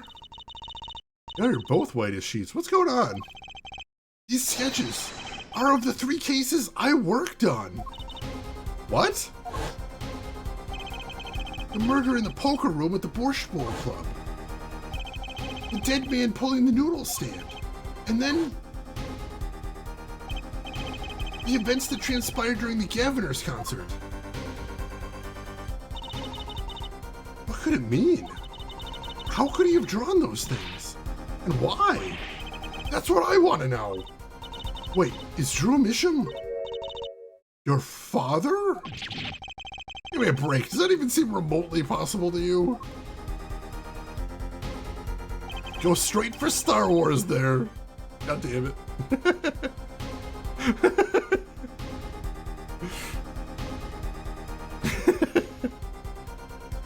I mean, you can literally channel the dead in this universe, which was a plot point that even a court of law was like, oh yeah, that makes sense. Yeah, of course. I never even heard of any Drew Misham before. I hadn't even seen a picture of him. But there were my cases, drawn on his canvases. Every single one of them. Couldn't have been a coincidence. Just who was this Drew Misham? And what did he have to do with me? Yeah, the dude never left his house before. That's weird. All right, I'm here. I'm here for it. I don't know where this is going, but I'm invested now. That is super weird. All right, so let's go ahead and save, and let's jump right into the next portion. All right. Into the next chapter? Yes. October 8th, 9:48 a.m., District Court, Defendant Lobby number 6. Good morning. So, you're Vera, right? I'm Trucy. Trucy Wright. That's right with a W. But not right, right? We're on your side. You can tell us anything. Please. Good morning. She speaks. Ah, not bad, not bad. But I think you do better with a little smile, you know. Oh my God, Trucy, don't. Trucy, don't give her the you should smile more. That's so rude. That is so rude. Trucy, who taught you to be like this? Was it Phoenix? Is Phoenix a terrible parent? You can tell us, Trucy. It's all right. It's all right. It's fine.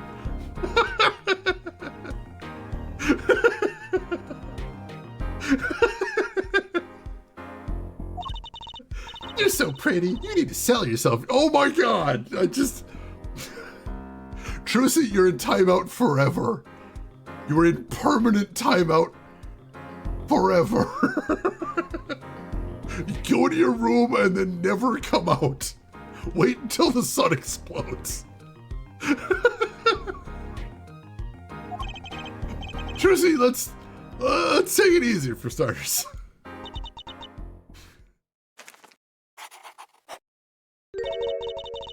Thank you for taking my case. Okay, that's the start, I guess.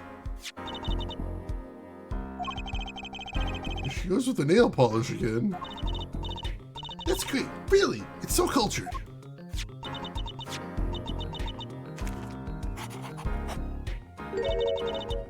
Want to try?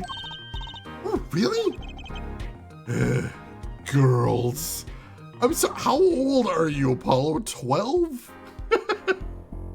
I like how Apollo is always either coded like a 50-year-old man or like a 10-year-old boy. No, nothing in between. Trucy needs phrasing class. She needs to be in school, period. Where are her teachers? She literally mentioned that she was in school before. I'm like, when is school for you? When are you supposed to be in school, Trucy? Oh no, that's super cute. The emoting is really amazing. I like that. I think you want to have fun with Vera. She's adorable. It is weird they have like that statue of her hand and then they're like, she's painting her nails. Like, why are they showing that statue? I don't totally understand that. It's odd. Like, they could show a picture of her painting her nails as a still image. They could do that. I'm not sure why not. Yeah, Phoenix isn't an adult. I don't care how old he is. You can't spell truancy without Trucy. Oh my God, that's beautiful. I love it. The victim, Drew Misham, was a forger with terrible, terrible hair, inexcusably bad hair. You can tell the guy never left his house. And a stolen painting was found in his studio. Life of crime, really. Maybe one that led to his death. Yeah, I don't understand if we're supposed to be reading more into it or not. I don't know. October 8th, 10 a.m., District Court, courtroom number 3. Well, we will now begin the trial of Vera Misham. Is the judge okay? His voice is all raspy and he's looking around all nervous like. Repercussions of today's trial will most likely be felt for a long time and may indeed alter our legal system forever. Today is a test of the jurist system and the first step towards a new order in our courts. Daddy's secret mission. The jurist will function like a jury. Like a jury? Not as a jury? You can tell he always slept on the same side judging by his hair. Honestly, that does explain a lot. Permanent bedhead. That would be a good album title too, Permanent Bedhead. I know, I love the judge too. He's such a goofball. It is hoped their inclusion will help the courts to better reflect the people's will.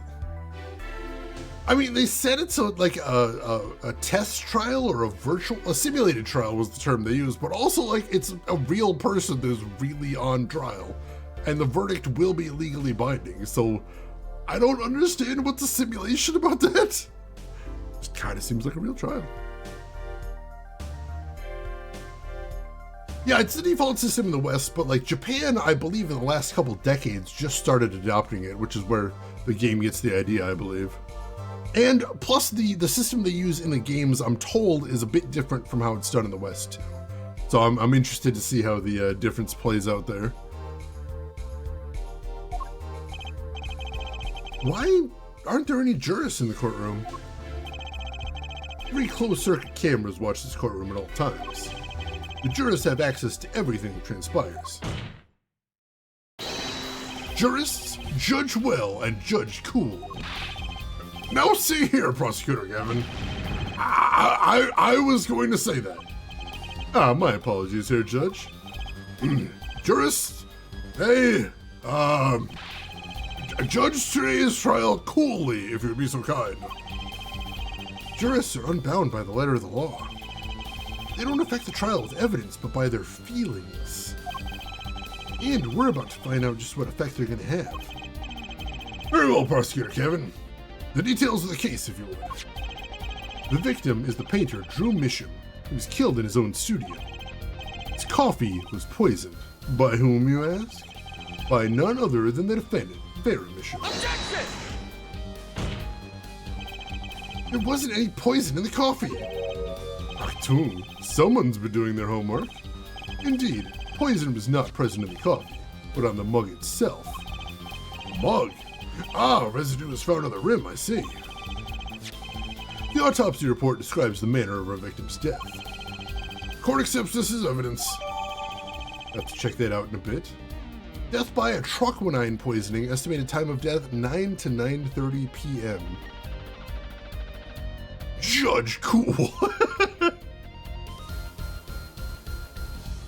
Apparently, like, we're gonna get silhouettes of the jurists, I think I heard. We'll see. Like, apparently there is a legal term, like, jurist is an actual term in certain systems. Like, I think if I remember correctly, they said in the Japanese system, like, the term jurist can be used to refer to someone who assists the jury. So, like, in the Japanese system, technically the prosecutor is a jurist as well. Whereas the people in the jury are actually the jury. But also they're technically jurists as well, because it's complicated. I hate the legal system. Alright, Guillermo, thanks for hanging around. You take care of yourself. According to this report, the victim's death was caused by atroquinine poisoning. Chemical compound that does not occur naturally. Lethal dosage is a mere 0.002 milligrams. Touch of atroquinine in the body is the touch of the Reaper's scythe. Very well, Prosecutor Gavin, you may present your witness.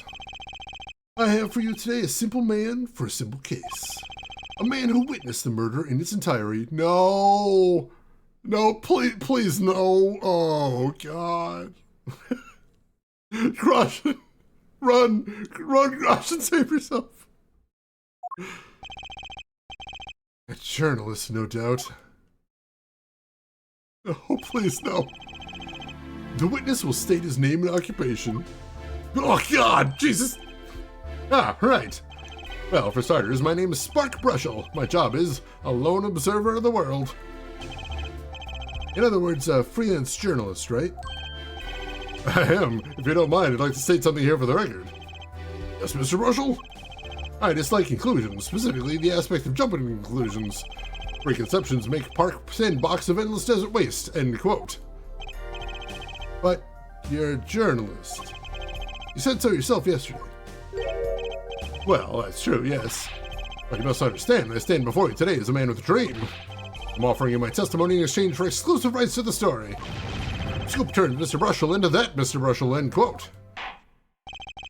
Let's hear your testimony then, shall we? Simple case, eh, Gavin? For me, the jury is still out. Oh, good. You've already got jokes worked out for the new system. That's good. Getting ahead of the game there. Good work there. Now, if you'd actually put some preparation work into your case, that would have been nice too. But, you know, we got something there. Oh, God, Lana. Also, one of the worst witnesses there.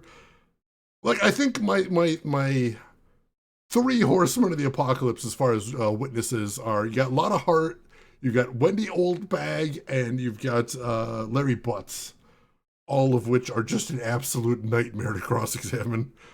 I didn't even say the clips out loud. Alright, let's see what he's got to say. I visited the studio around 9 p.m. that night to do the interview. First outsider to enter the atelier. Journalistic history made, end quote. His daughter brought us coffee right after we started. And you know what happened next? Star falls, end quote. No one else entered the room besides her the whole time. Does sound like a simple case. Unless you're the one who poisoned him. Hey, Zigcat, welcome in, Zigcat. Hope you are doing good and glad to have you with us. Thank you for 84 months at Tier 2. I appreciate the heck out of that. Stay baseball as always. I will do my best, Zig, and thank you so much for the support. It means a ton. How have you been? How's everything going? Good to see you, as always. Whoa, what are you saying, Judge? Need I remind you, the cameras are rolling today. Felt the need to be a bit dramatic. You didn't do it, did you? Me do a thing like that? Come on, that's like newsmaker making the news, end quote. Or even contemporary witch hunt, end quote. I know, wild accusations rock courtroom, end quote. Rock indeed. Prosecutor Gavin sure looks like he's having fun. I'm so happy for him. Very well, Mr. Justice. Your cross-examination, please.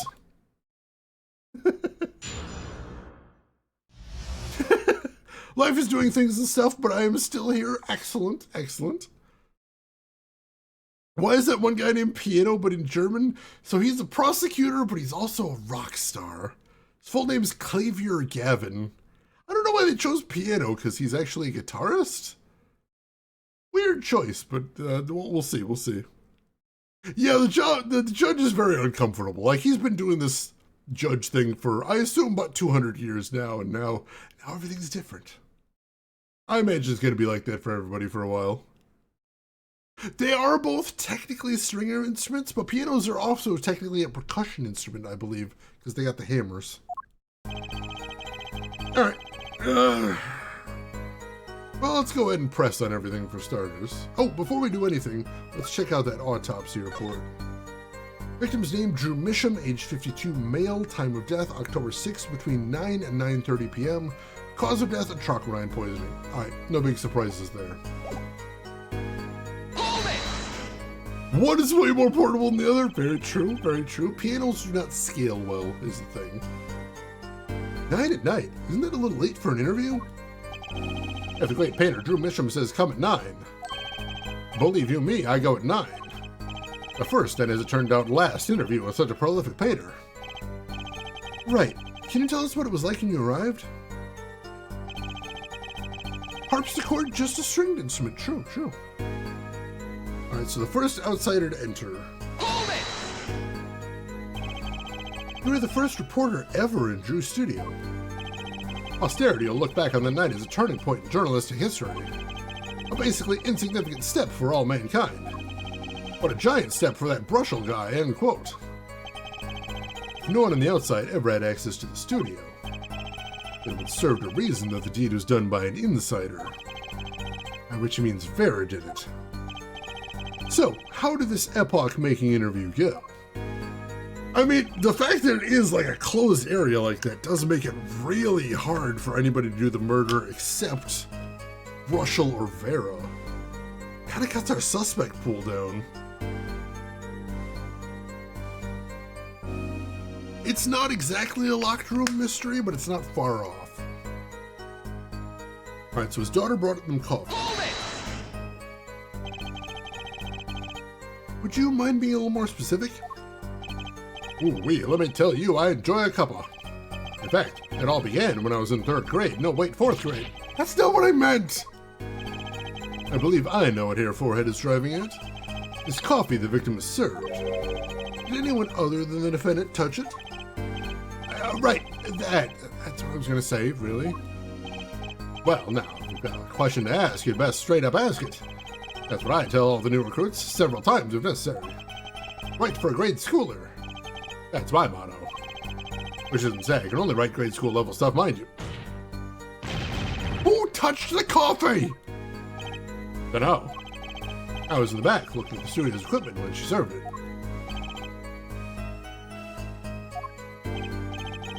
And what happened next? Moving right along!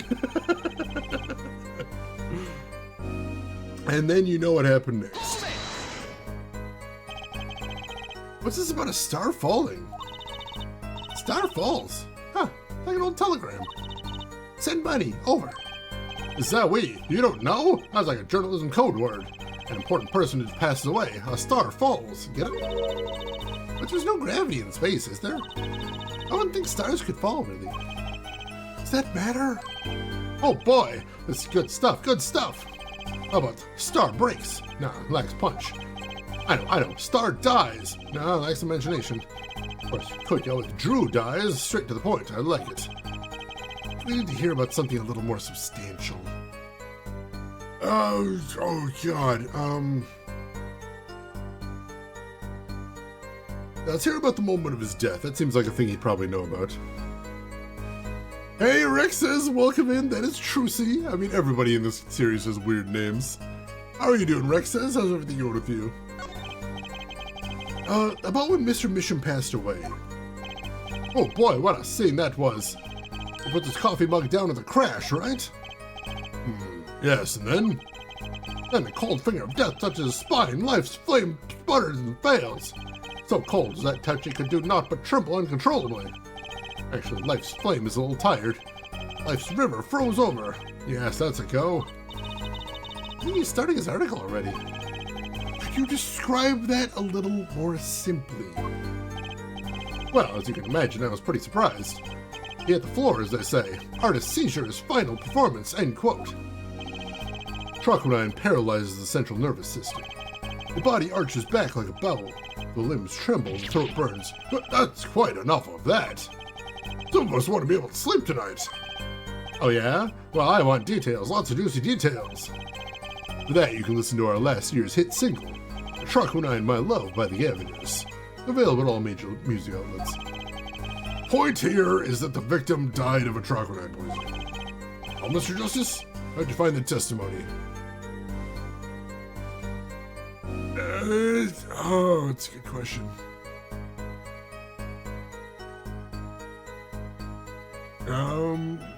Very important? Well, as an account of the moment of the victim's death, I'd say it's very important.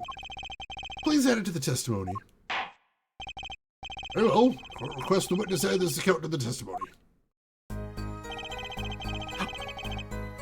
See, I was thinking one of the games in the first trilogy, there was a very weird trial where you could ask 3 details, and whichever one you said was important got added to the testimony, but only one of them was the thing that was supposed to get added to the testimony. This could be that here, which is what I was a little worried about there. Alright, so those spasms, that was definitely death by poison. You say it was definitely death by poison. How can you be so sure? Hey, look, I'm a journalist. I've seen a lot of things. And I've had more than my share of experiences with so-called poisonings. Man eats fishy fish, goes bye-bye, end quote. But poisoning doesn't count. You didn't talk about something else? Yeah, see, I think this might be that situation here.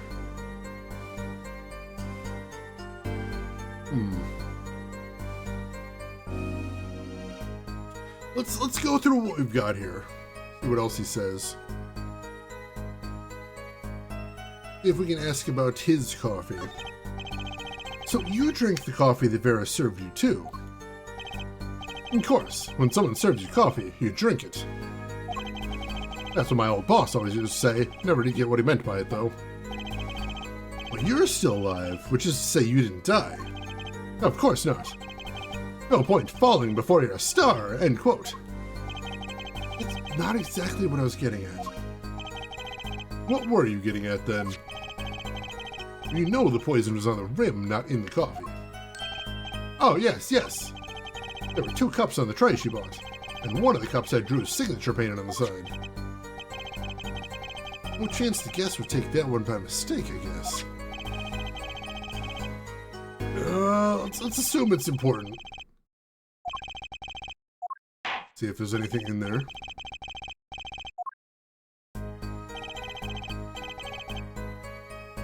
I don't think that's the important thing, but I'm going to try pressing on that. Hold it! You're sure you drank the coffee? Oh, yes, yes, quite. I gulped it down and felt that sweet scorch in my throat. You say the victim took 1 sip and fell over. And you still kept drinking. Of course, you drink your coffee when it's hot, never when it's not. That's what my old boss used to always say. Never really knew what he meant by it.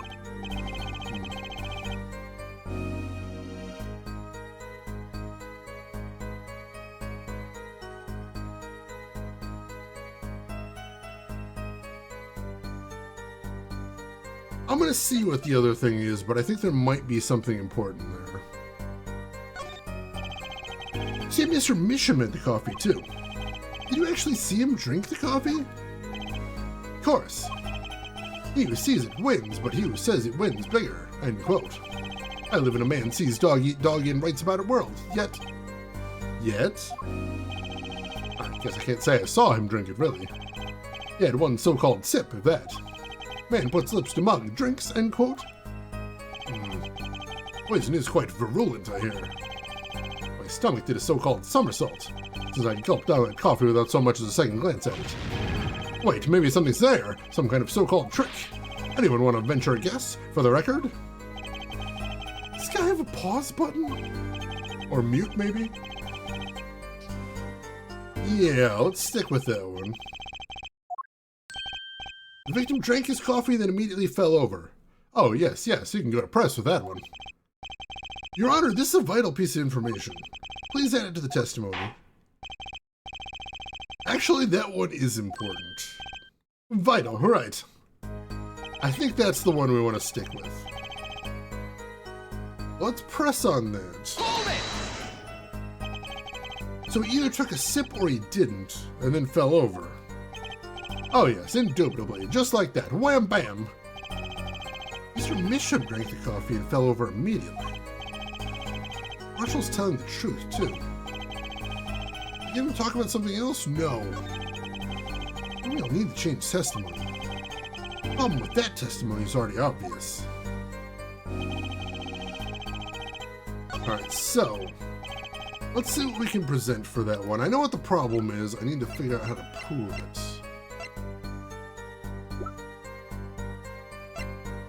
Let's see.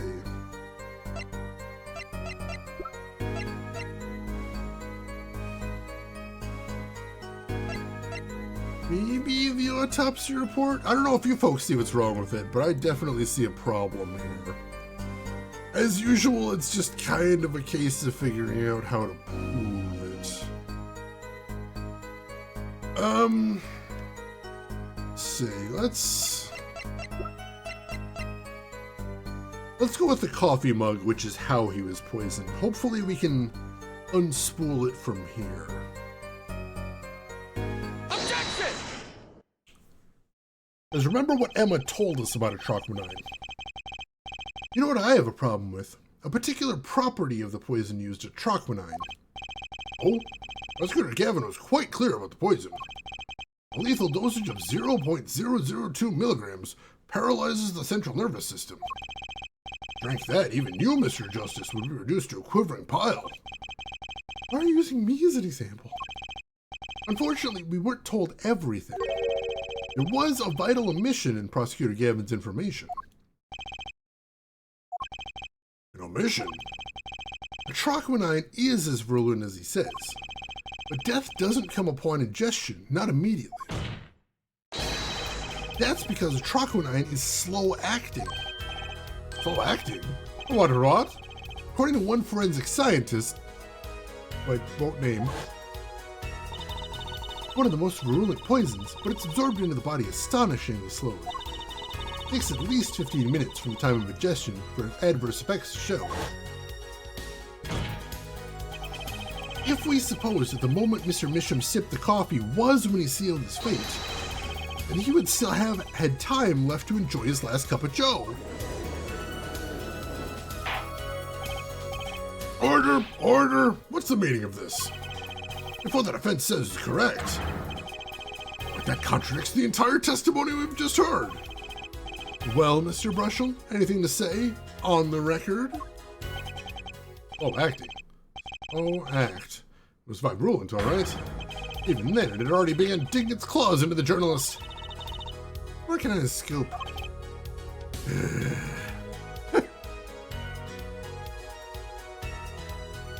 Ah, that makes sense. That makes sense, Rex says. Objection! It's Brushel, yeah? Herr Brushel? Take a trip back down memory lane. Huh? Did the victim really die the instant he took a sip? Think it over. This is vital. You know what I think? I think that was a not-so-subliminal suggestion. End quote. I admit, it does cause a problem if he died when you said he died. I'd be forced to say auf Wiedersehen to my simple case. And you would be forced to say farewell to your article. Come again? Can't write a story based on conjecture, can you? And as the case drags on, other reporters will pick up the scent. And you'll be forced to kiss your exclusive scoop goodbye. Nope. Nope. Oh, God. Look, wait, just wait a second. Just 1 second. We're waiting. Out with it. I think I just recalled a so-called important detail. A revival of recollection, end quote. A story's survival, end quote. Attorney utterly confused, end quote. Actually, I did notice something when I visited the studio. I'd heard of poison that takes its sweet time, see? But not what I've been saying for the last few minutes, apparently. Mr. Brushel, are you saying you noticed something that explains what happened? You bet I am. The antidote for a poisonous contradiction, end quote, you might say. Or I still have no idea what you're talking about, end quote, you might say. I figured it out, but only after an in-depth interview. See, thanks to my journalism skills, I know who poisoned that coffee. Emperor, I believe the phrase you're looking for is supporting perjury? Basically just asked the dude to lie, and now he's going to do that, so... What the fuck? Order! As far as I can tell, the witness is standing by his testimony. That Mr. Misham died the instant after he drank.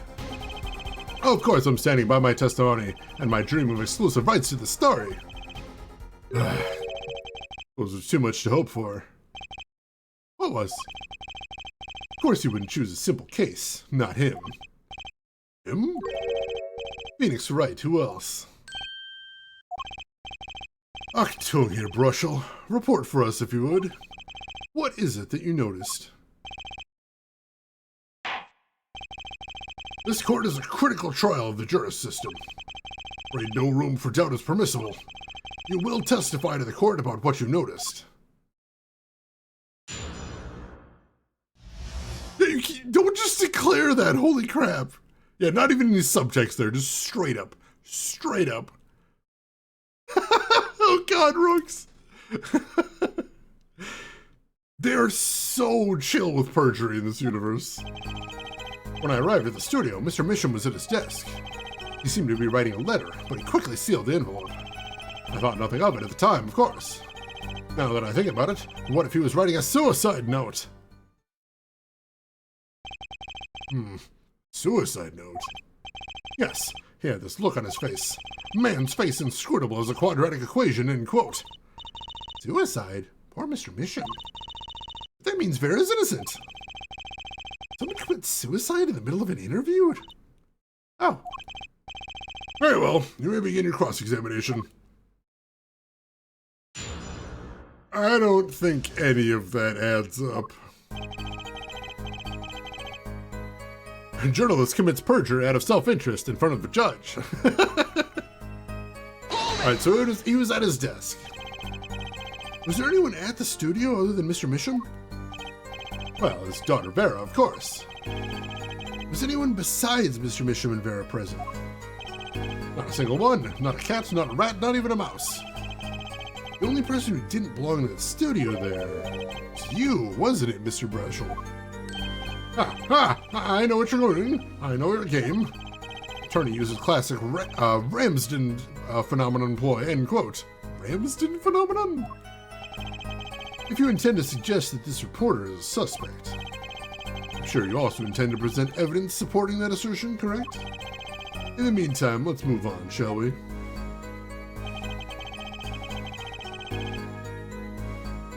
Ooh, thermal curtains, very nice. Ah, weather stripping, smart thing to do this time of year, most definitely. Yeah, Punisher, God, this guy is horrifying, Jesus. Alright, so he was writing a letter, but he quickly sealed the envelope. So he put the letter away when he saw you. Early reporter gets worm, end quote. That's my secret. I'm not sure I follow. It's the night of the interview. I arrive 15 minutes ahead of schedule. The handle turns, the door opens, and I barge in.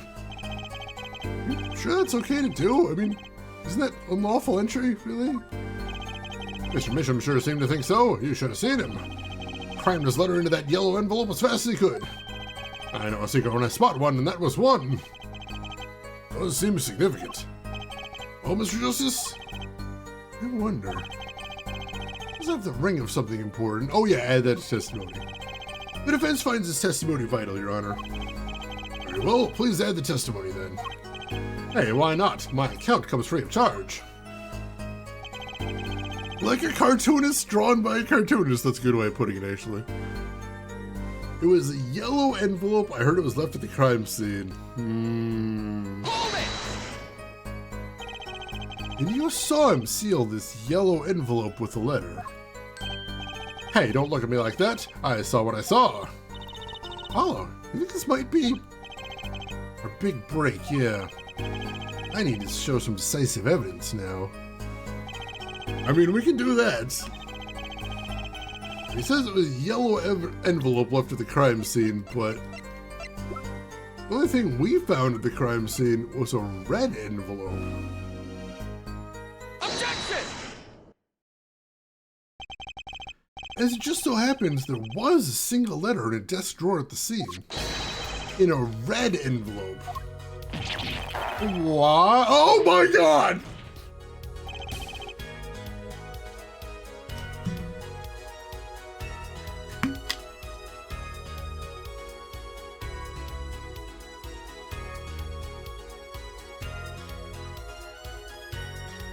I was not prepared for this morning.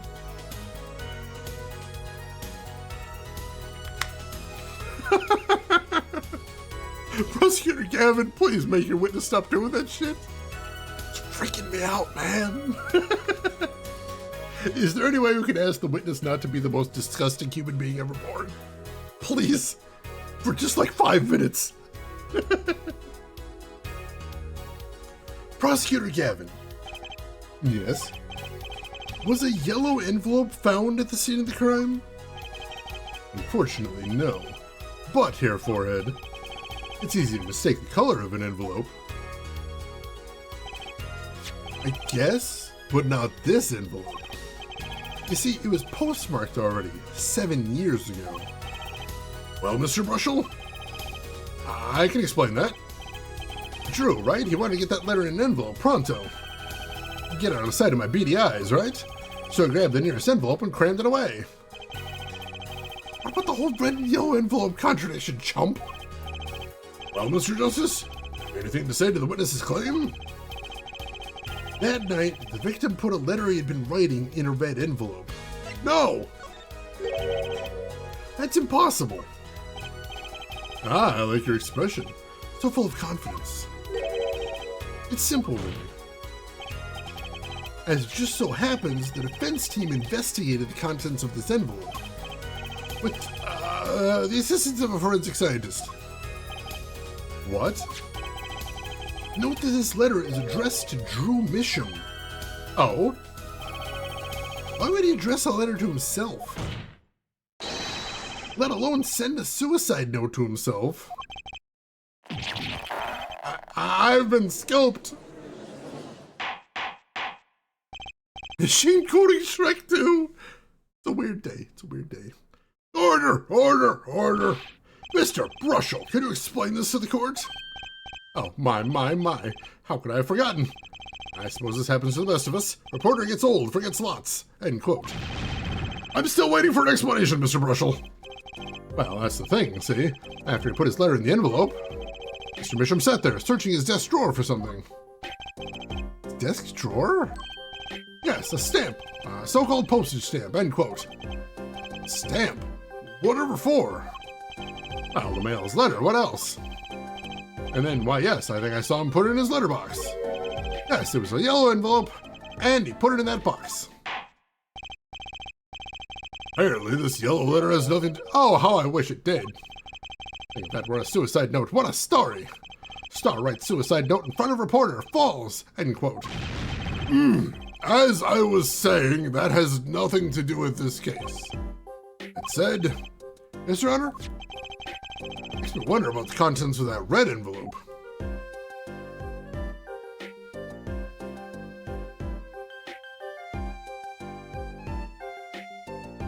Which we've already seen this part. Mr. Mayhem has entered the courtroom. He does... Yeah, that's it. The reporter looks kind of like old clip art. Old Microsoft clip art. There's a term nobody uses anymore. Yeah, the back view is not good. Not good. $100,000 is quite a good deal of money. So this was from 7 years ago, yeah? So, am I finished here? Am I finished here? I was thinking of, going home to start writing.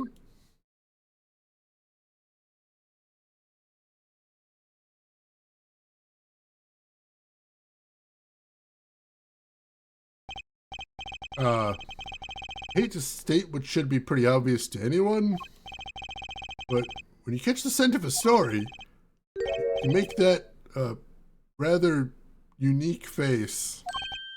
Ah, come on. Tony has active imagination, little else, end quote. Even I noticed something, and my eyes aren't what they used to be. Starting to understand what all this perceiving stuff is about. Judge has active imagination, end quote. Please continue with your testimony. Tell us about the scent of a story. Hey, I'm the one asking the questions here, usually. God, he's so gross. I hate this so much. How much is that in gold doubloons?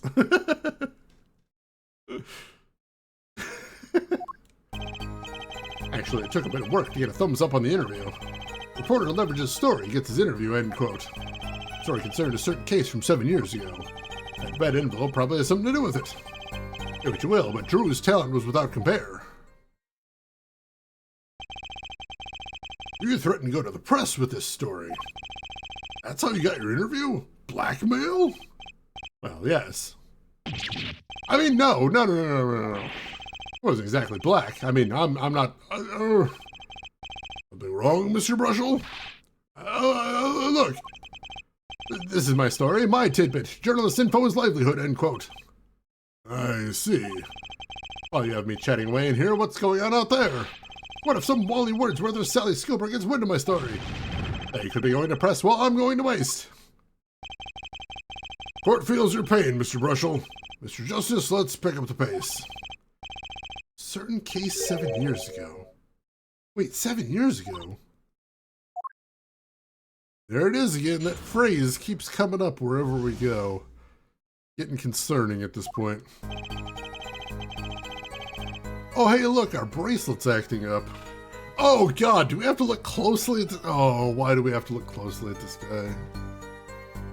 But he's got a million mannerisms. How are we possibly going to perceive something here? Oh, God. I don't know.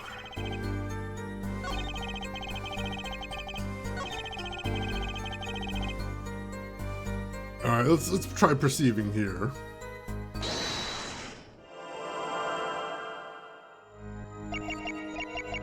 God, he's so gross.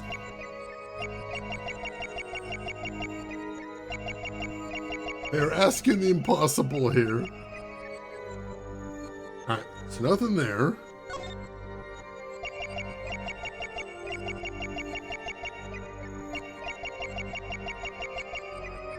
If he's fiddling with the toothbrush that he keeps brushing his hair with, I guess.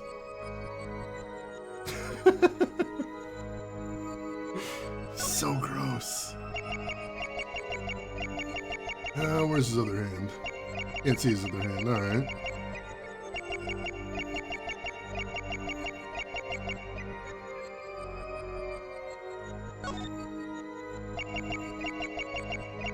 Oh, guys, it's something with his nose. It might. Oh, it's probably something with his nose.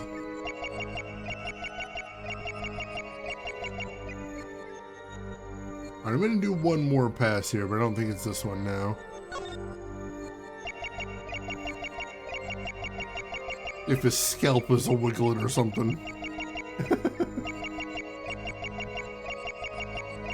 Alright, so no, I don't think it's this one.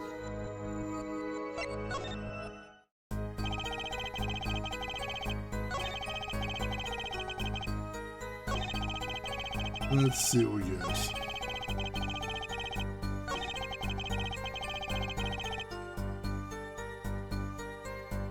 Check this one, maybe? Oh, God, he's all over the place for this one. Yeah, this is mean. Game, why are you doing this?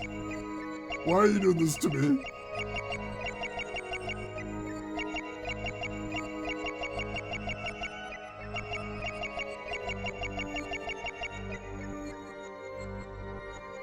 Alright, I'm not seeing anything here either. You can't see his hands. There's really not much to see here.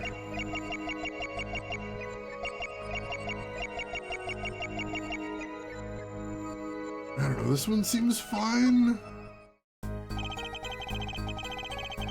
Just a weird choice for Hairbush, it's true, it's true. If we, so basically now we're just sort of, oh God, trying to perceive blind. See if we can find a little twitch somewhere that would indicate something's going on.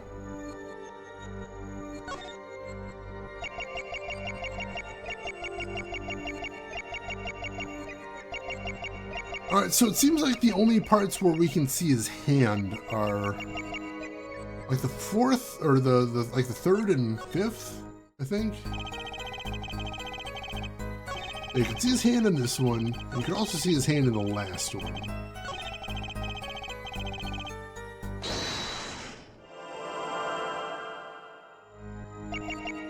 Thus says Dinner Nebula.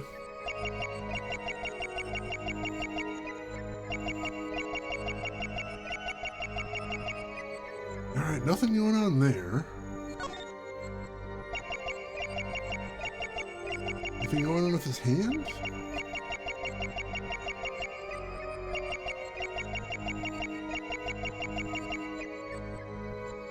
I didn't see anything there.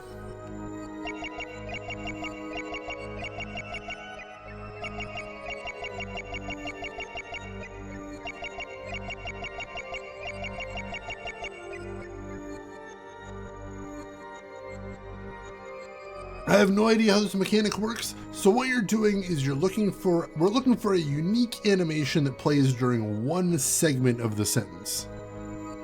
So far all the times we've looked at him, it's been the same animation playing consistently across the entire sentence.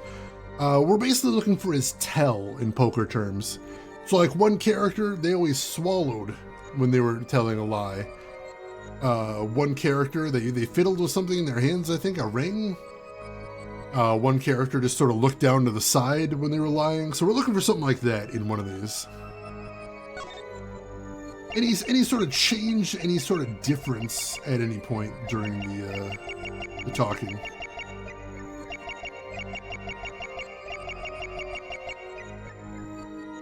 I'm not seeing anything.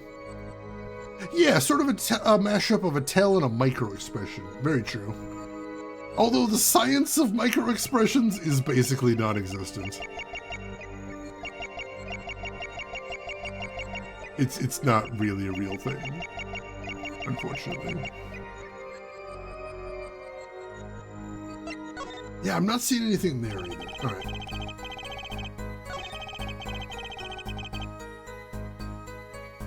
Perceive on this.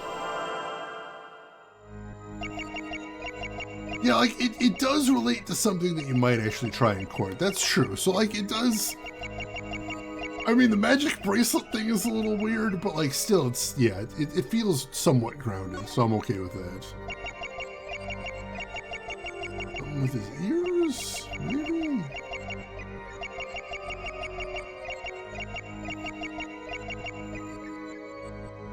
I don't know, I'm not seeing anything changing.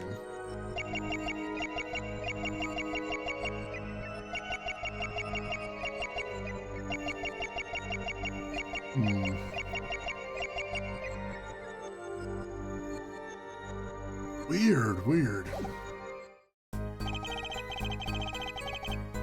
Yeah, they're not definitive.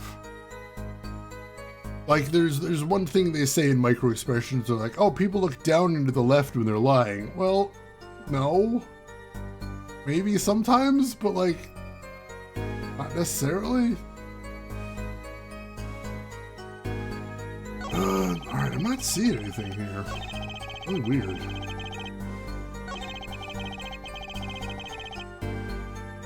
Alright, let's try pressing on everything and see if we get any new statements. Accessing their imagination. Alright, that even sounds like nonsense. So the victim Drew Misham had an aversion to reporters. Boy, I guess. Not even my considerable charms did much for him. Well, I finally got my thumbs up, that is. Maybe you can elaborate on that a bit for us? I gotta blow my nose real quick. I'll be right back. My apologies.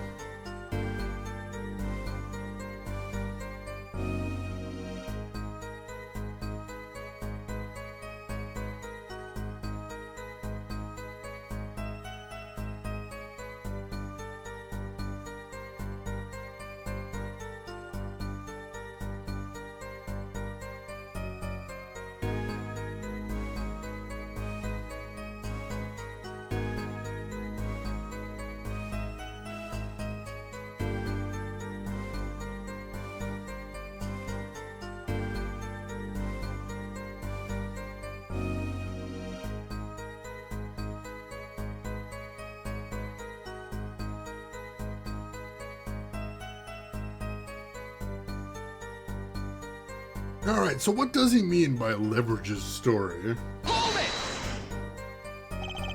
Exactly what sort of story was this? Oh, a little one, like I said. Nothing more, nothing less, nothing in between. End quote. I might have suggested I had a lead on this particular story, but I didn't threaten or cajole or nothing, honest. Suggestion was enough to get an interview. Mr. Misham must have really wanted to keep it under wraps.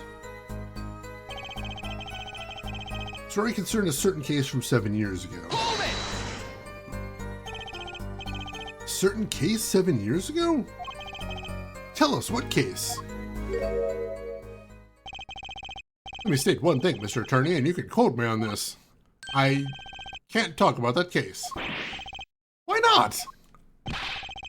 But journalistic pride and staunchness and credibility and connections. Journalists reveal sources only over his dead body, end quote. So will it be? You gonna strangle me? Dead men don't tell tales, Mr. Attorney. He's pretty determined not to talk. Our chances of breaking him aren't looking good. Alright, so that might be the one where we have to look for the tell. But for right now, yeah, all of his animations are the worst. Just horrifying. Let's keep pressing on everything, but I think statement 3 might be where we have to look for that tell. Hold it! On the one hand, we have your story, and on the other hand, this letter. What makes you think the two are related? Oh, I was just saying it's possible. Call it reporter's intuition, end quote. Hey, I say a lot of things. You gotta pick all of them apart? Be my guest.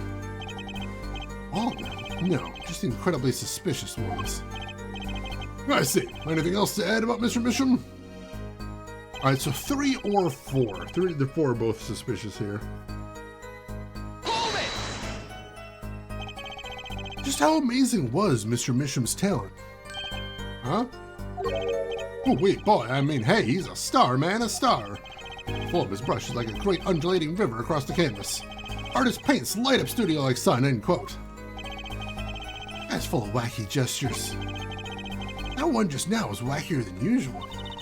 He looks kind of nervous to me, Apollo. Definitely. I'm sensing something different than before here. It's time to bring out you-know-what. Testimony left a bad taste in my mouth. All makes sense. Nothing jumps out as ridiculous. Wonder what this story he's talking about is. It's been good to get an interview with a famous recluse like that. Powerful enough to drag Drew Misham out of hiding. I wonder, maybe it had something to do with Mr. Misham's art. Alright, so it could be 5 as well. It's not 1 or 2, I'm pretty confident on that. It's either 3, 4, or 5, and they seem to be hinting towards 5, so let's try there again. It's Bumstead! He finally went off the deep end.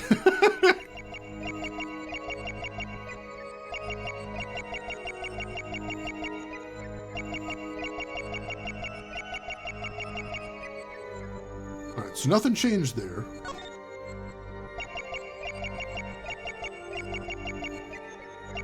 I feel like we already checked out most of this, but let's keep looking. It doesn't move.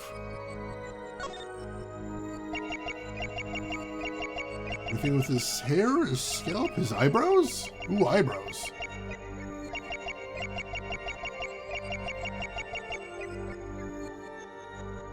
Nothing with his eyebrows. His hair, his scalp, maybe?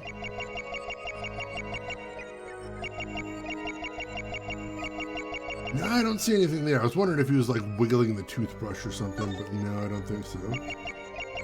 Here, maybe? Is it twitching with the pen behind it?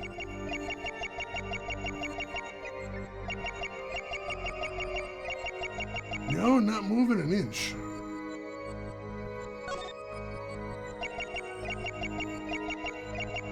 Something about his mouth, something about his neck.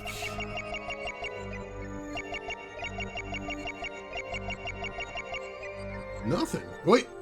I thought I saw something maybe.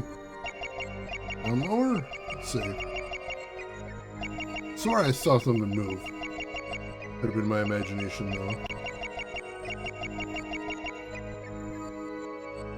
Nah, just sort of the animation throwing me off there. He is a caricature of a man, it's true. Something about his pocket, something about his arm.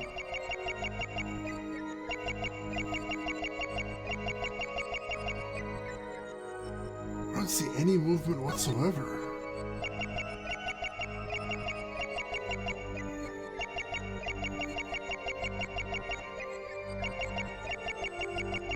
Nothing. Nothing. Alright, so it's not this one then.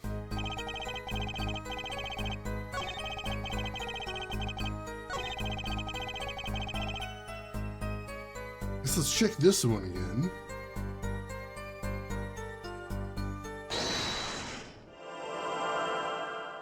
Ogle harder! I'm trying. Ogling as hard as I can here.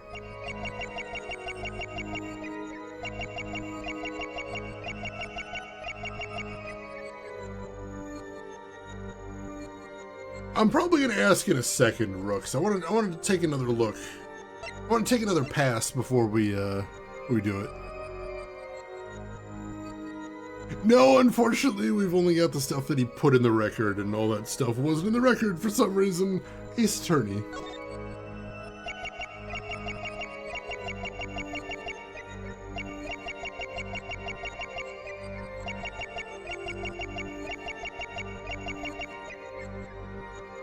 Nothing there.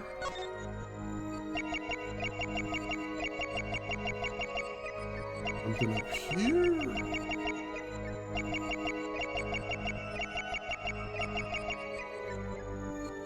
I didn't see anything there.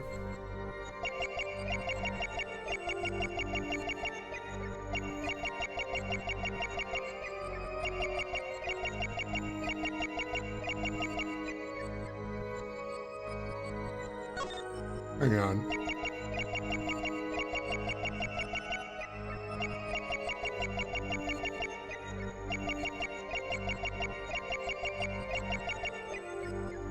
Nah, I thought I saw something at the end, but no.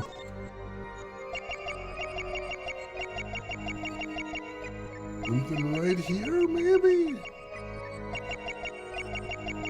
Not another swallow thing, is it? Does not appear to be. Is his arm fidgeting, maybe? Any fidgeting in his pocket? No, nothing there.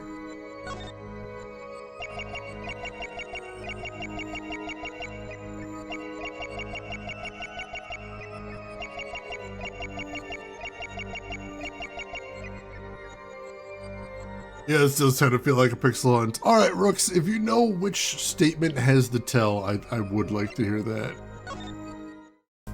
So far, I'm not seeing anything.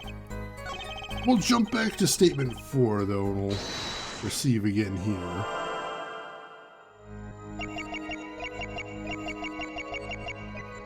We didn't check out the eyebrows before, so I'm checking those out now.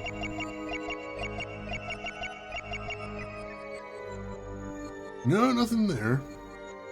It is the 5th statement. Alright, so we were there before, but I didn't catch anything. We're just gonna have to perceive harder, I guess. Thank you, Rooks. I appreciate that. Is it his shoulder?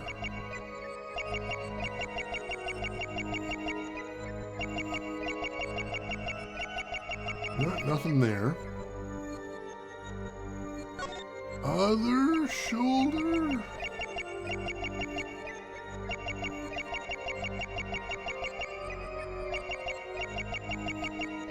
No, nothing there.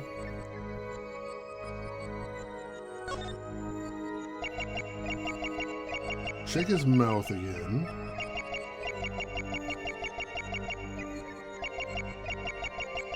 No, that's just the same animation all the way through.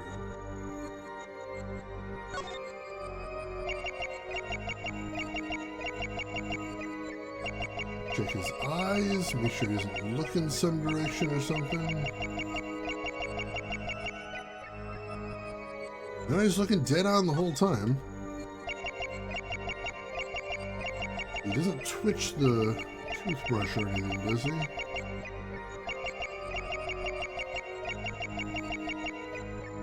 Toothbrush stays exactly still. His hand?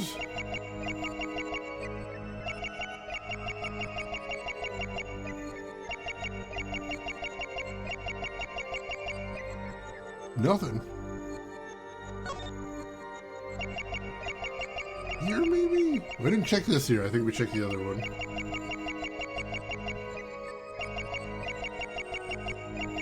Nothing. This is toughy to spot because of the location? It sure seems like it. Alright, let's keep looking, though. We already checked his arm before. What's going on there?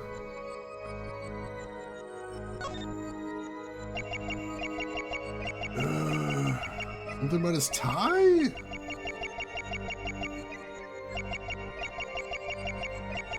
No, nothing there.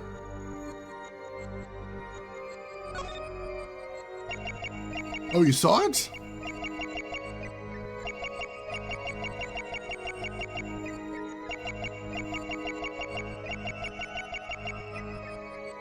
I don't see anything. Lower down on the tie?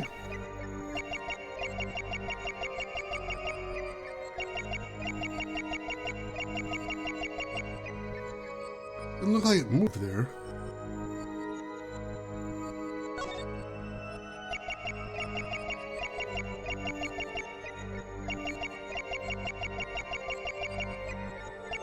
Whoa!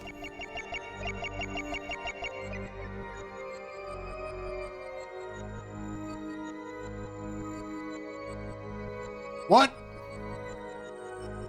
The fuck was that? What the fuck was that? What the fuck was that?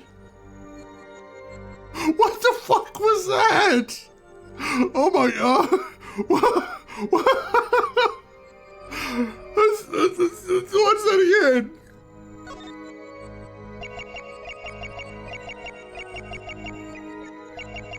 Oh Jesus. When he mentions Drew's talent, he perspires heavily. Oh, his armpit, of course. Game insists that I take a real good close-up look at his armpit. God damn you to hell, game. God damn you to hell. Alright. Alright, let's do this. I perceive pit sweat. Gotcha! God damn it. And then he unsweats, just sucks it back into his body. Horrifying. His biology disgusts me. Sweat much, Mr. Russell? Yeah, well. I mean, can't help his glands, you know. More than that, when Mr. Misham's talent was mentioned, you suddenly began to sweat buckets. You're hiding something about his talent. What? That's ridiculous. Evidence time. Let's show where Mr. Misham's true talent lay. Just so happens I have evidence showing the talent mentioned in that letter. Let's see. Gotta be one of the paintings. I'm not sure which one we're doing. Presumably this one? Take that! Oh, I guess not that one, damn it. Alright, the other one then, that's fine. Man burns bridge, forgets a cross quote. Cross verse, damn it. Alright.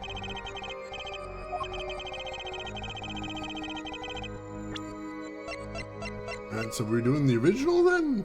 Take that! Yeah, the original.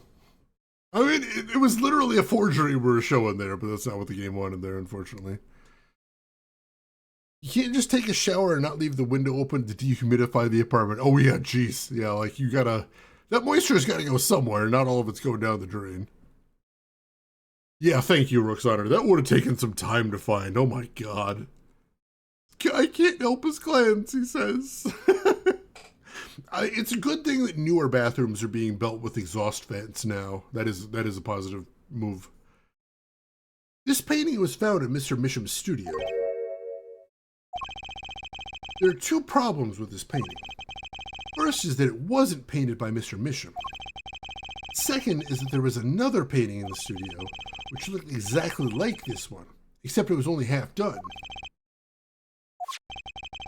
Then we have a letter discussing a payment of $100,000, which suggests a certain business operation. The business of making forgeries. Don't pause there, god damn it.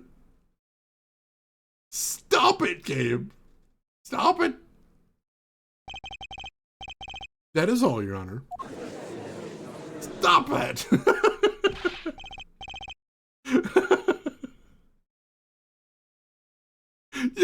Seriously, who are these people?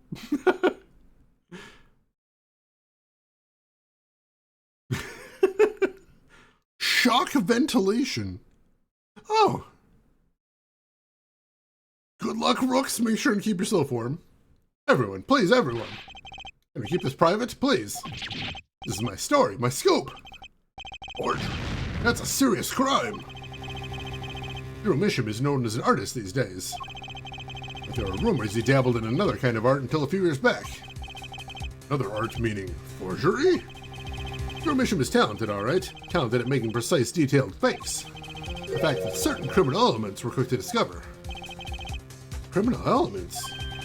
What? You can't seriously be talking about... Exactly. I'm talking about forging evidence.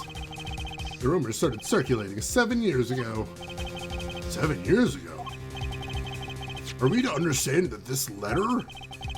Payment of $100,000 was for... Exactly. Forged evidence nets tiny profit, end quote. Alright, that took a turn I wasn't expecting. Order! Order! Order! I say our victim was living a double life. Ha! This is my chance. So the victim had ties to the criminal world, right? He could have had plenty of enemies we know nothing about. Objection! This is my first time hearing of this criminal world. We certainly found no criminal connections when we conducted our investigation. Objection! But how do you explain all this money? You have to admit there's a possibility of some illegal activity here. Objection! But there's no proof tying this letter to our case. Our case was and remains simple from the beginning. Only the defendant could have poisoned that mug that night. And you, of course. Hey! The only thing I poison is my pen when I'm writing reviews. Mr. Brushel, your testimony to this point has been quite unreliable. It doesn't speak well of your reporting acumen. What are you talking about? My journalism is rock solid. Journalism so solid you could stand an elephant on it. End quote. In any case, let's hear a summarized recap of your testimony. We can ascertain the situation in that studio from the recap. The trial is over. Paulo, what's he talking about? Cross-examination showed Mr. Bushel didn't have reason or means to poison him. As long as there's no other suspects. And the killer had to be Vera, that's what. His next testimony is our last chance. Mr. Bushel, your testimony, please. Alright, yeah, this is getting down to it right here. Let me get caught up on chat real quick. 16,000, ouch. Really brutal. Let's see. They do like to tie everything together. I'm interested to see where this is going to go now. That is really interesting. Alright, so. The only other person in the studio that night was the defendant. It was Vera who poured the coffee. She's admitted as much herself. The only thing that touched Drew's lips during the interview was that mug. And nothing left that studio after he died. Nothing. Clearly, the only one who could have poisoned him was his daughter. A nice testimony. Clear, succinct, and without room for doubt. Aw, shucks. You really think so? I believe this clarifies the situation that night. Very well, Mr. Justice. You may begin your final cross-examination. Right. Still have one trump card left to play. Won't let this trial end until I use it. Alright, so... let me save before we get too deep into this. Since it is getting scary at this point. Pressing F so many times! Oh, jeez. Good luck, Rooks. Hopefully you get things cleared out and don't freeze there. Ooh, what kind of pizza you got, Punisher? Alright, so we know the only person in the studio that night was the defendant. That seems pretty self-explanatory. Was Vera who poured the coffee? She's admitted as much herself? Sure, I believe that. Only thing that touched Drew's lips during the interview is that mug. Probably true, but that's also a weird thing to say. Hold it! You're sure about that? Well, to be really precise, I was busy gobbling mint candies the whole time. One of those candies might have been poison. Yet, at the time of the autopsy, no fresh fragrance of mint filled the room. And no mint residue was found. It was a long shot anyway. Don't tell me you're still trying to prove this. You think the victim ate, drank, or otherwise ingested something other than coffee? Well, Mr. Justice, you have some proof. Possibility is there. I can feel it. Just maybe not prove it. Not yet. Possibility isn't going to cut it. Not now. Mr. Bishop ingested that poison via a route other than that coffee.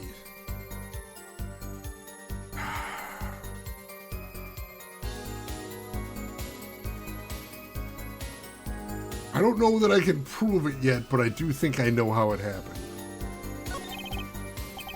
Proof is possible. I gotta risk it. Oh, excellent. Let's see your proof then. Please show us your evidence. What evidence shows that the victim wasn't poisoned via his coffee mug? This is such a long shot. I don't know if this is even gonna work. Take that!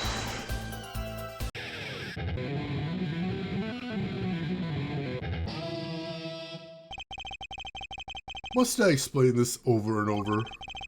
We don't need possibilities here, Hair Forehead. We need proof. I know that. You should also know that every proof has its moment. Perhaps you're a bit early? Oh god, so the game is telling me, like, I know you know, just not yet. Not yet.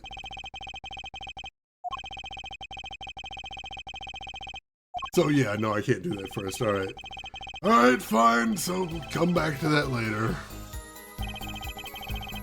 Alright, so nothing left that studio after he died. Nothing. This one might not be true. Let's press on that. Hold it! Not one thing. You sure? Yep, sure can be.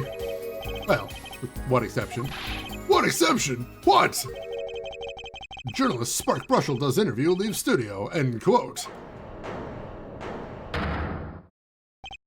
Come on. It's a joke, get it? Not funny, I know, but still. Something leave the studio that night. Why does that sound familiar? Where have I heard something like that before? Well, we've proven our witness is a comedian of sorts. Turn to our defense attorney before returning to the testimony.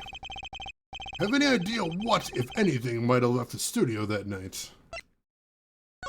I think one thing might very well have left the studio that night, actually.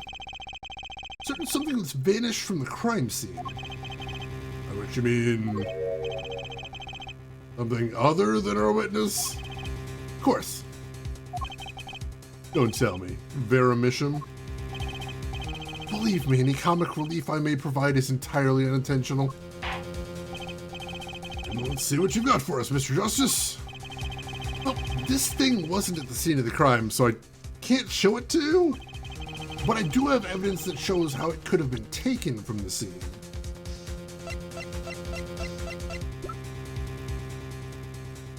Is it this again?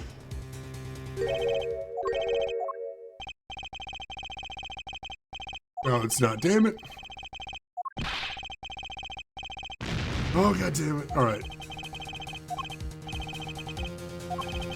So it wasn't at the scene of the crime, so we can't show it, but we've got to show a possibility of how it could have left. I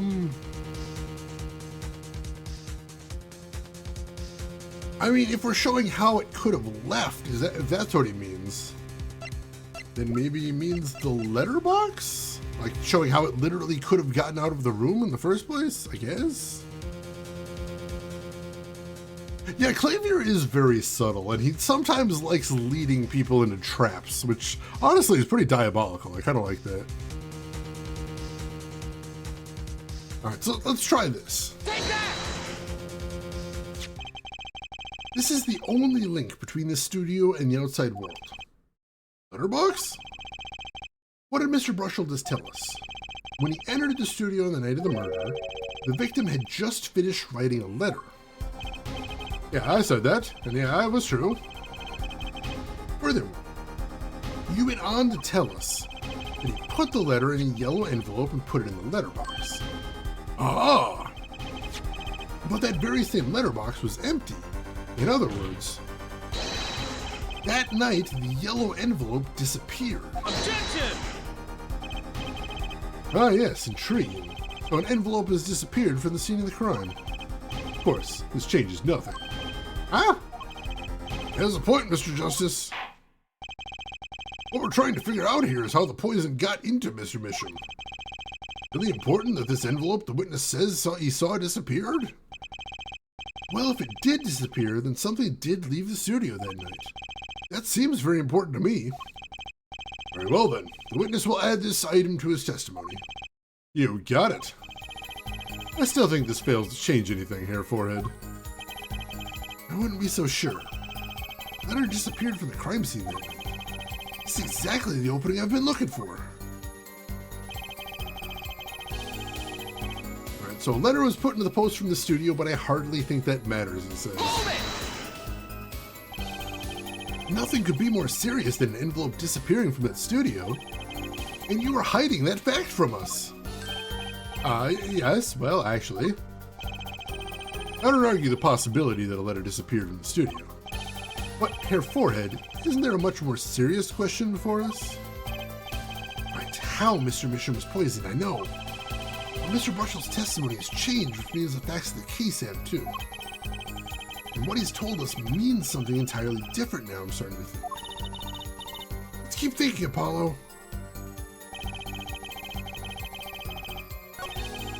Alright, so... Can we press on this again and they'll say something different, maybe? Alright, so far... Yeah, no, that's the same thing right there.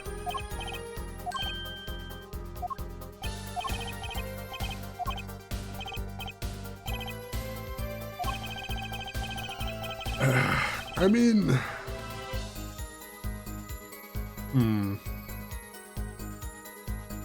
I mean, he said this was the opening he's looking for, so maybe now it's time to present the frame?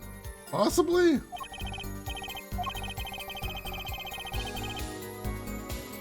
Yeah, let's try proving it now. I'm gonna trust Apollo on this one.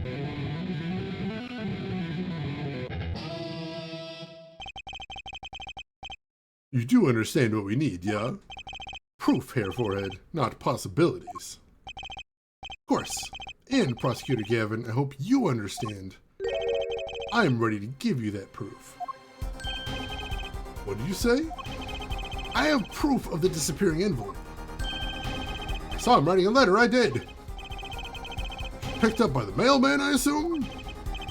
Of course, which means that envelope had a stamp on it. Stamp? Ah! As we all know, stamps come with dried glue on the back. In order to use the glue, you have to wet it by licking the stamp. Objection! No one worth talking to actually licks stamps in this day and age. Objection! Even if you wanted to talk to him, you couldn't. He's dead after all. Objection! Okay, so he licked the stamp. But wait, how does that explain the atroquinine on the rim of the coffee mug? Objection! If he licked the back of a poisoned stamp, the poison would get on his tongue, yes? What would then happen if he put the coffee mug to his mouth, Those traces on the mug weren't the killer's doing, it was the other way around. What? The coffee mug didn't poison Mr. Misham. Mr. Misham poisoned the coffee mug himself.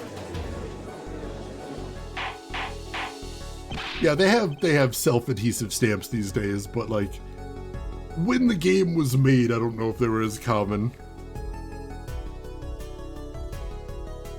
Order, order, order. But that does it? Recall if you would, atroquinine is a slow-acting poison, yes? Poison entered his body when he put the stamp on that envelope. But his time wasn't up until the moment he touched his lips to that cup of joe.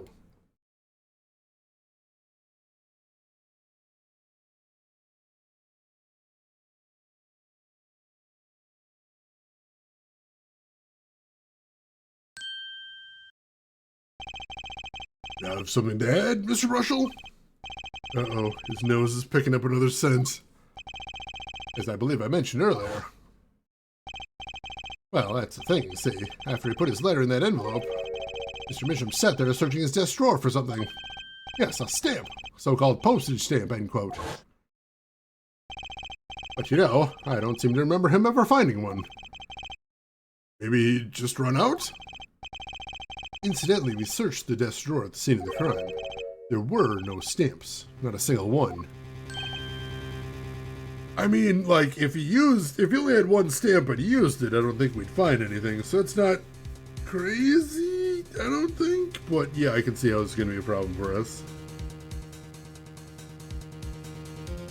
Ah, serial mailers, true, using a sponge on that. That's true, it's true. Very old school right there. That does pose a problem. How will you prove that the stamp was coated with poison? Actually, I'm glad no other stamps were found. Makes proving the stamp he used with poison possible. Good show, good show. Can't even prove there was a stamp at the scene in the first place. Well, let's hear what the defense has to say anyway. Where's your evidence that proves the existence of this poison stamp? I guess it's time for the tiny frame? The right size for a stamp. Looks like the right shape even, oddly enough. Yeah, I try real hard not to use stamps. The last times I've actually had to use a stamp in an envelope were to pay my rent at my apartment complex, which I now pay online, and to pay my taxes to the state, which I now pay online. But at the time that I was using an envelope, those weren't possibilities. They didn't have online payment systems yet, so yeah. Like last time I actually had to mail something, like I had to tear my apartment apart trying to find envelopes and stamps and oh god, my checkbook, because I don't use that either. Take that! Well, that certainly is a cute little frame. And by little, I mean really little. It was on the victim's desk, Your Honor. Quite empty, as you can see for yourself. I noticed that too during my inspection. So what? Apparently you weren't as observant as you should have been. You see, when you saw this frame, it was missing something quite important. Missing something? Yes, a pale bluish stain on the inside of the frame. A troquinine residue. What? Why wasn't I told about this? The frame is only 2 inches square. The face of the frame is even smaller. Maybe an inch wide at most. You aren't saying... Oh, but I am. Tell me, what fits in such a small frame? A commemorative stamp, perhaps?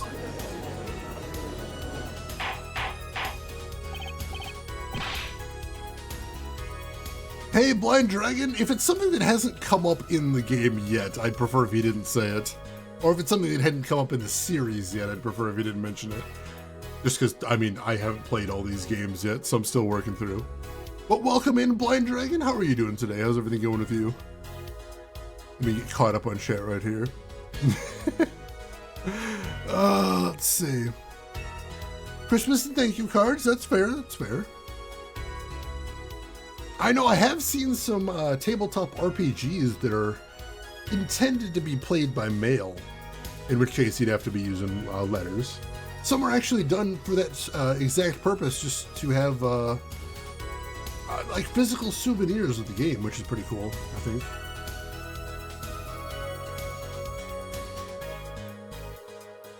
Alright, if it's something that's already come up, go ahead, Blind Dragon. I always say it's never a spoiler if it's something we should remember in the first place. So let's see what you got there. Although I will say if it's a solution to a puzzle, I usually say hold it back, but we just sort of solved the puzzle there, so I think we're good. Yeah, I've still got a bunch of forever stamps, and I'm kind of hoping they will last me forever. Like, I don't want to be using stamps. I'm hoping what I have is for eternity. I don't want to think about stamps and mail ever again. Order, order, order. The earliest possible point that the stamp could have been made is 2006, so it literally should have been self-sticking. Oh, were they making self-sticking stamps in 2006? I honestly don't know. As we've already established, I don't mess with stamps and stuff very much. I think so. I think they were. I honestly have no idea. But also don't forget that this game takes place in 2016, which was the future at the time. So we don't know what they were doing as far as future stuff for there. It's very confusing. Very confusing. Oh, QR codes. That's actually pretty clever. I like that. Yeah, if you run out of forever stamps, were they really forever stamps? Good question. The poison stamp was in this frame? I appreciate that, Blind Dragon. Yeah, self-sticking stamps are definitely a thing. And they may have been a thing then, like, who is it? I think it was Clavier that said, like, who licks a stamp in this day and age. So I think he was implying, like, yeah, those exist. But also, this is a guy that never leaves his house? So if he's not going out and buying stamps, he might have been using very old stamps to begin with. Like, I do know some old folks that just have, like, a mountain of forever stamps that they're just digging into at all times. They probably are a good decade old, honestly, at least. If it's a stamp that needs licking, that was a deliberate choice. Gotcha. Impossible. Prosecutor Gavin? Why would he put something like that on his desk? Don't tell me he had it there so he could commit suicide if the mood struck. You know, can I say something? I had a thought, say. What, Mr. Brushel? Please stop jittering around like that. The victim was a forger, right? That's a lot of money in that line of work. Forger forges friends, makes enemies too, end quote. So the poison stamp might have been a murder weapon aimed at him. Objection!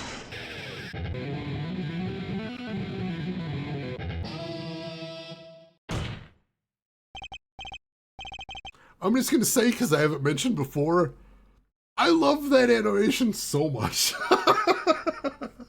Like, usually they don't have that many frames in the animations in Ace Attorney, but someone put a lot of love into that animation.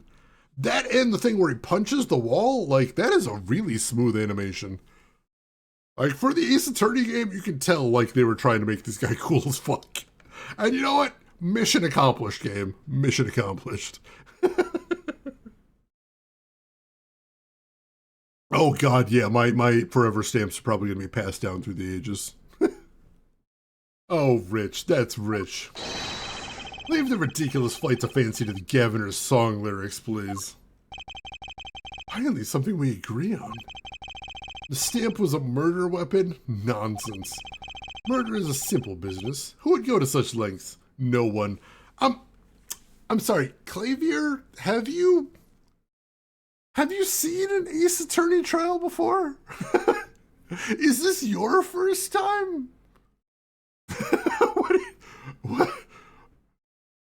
Welcome in. Thank you for joining us. I see you've got some catching up to do. Oh, I disagree.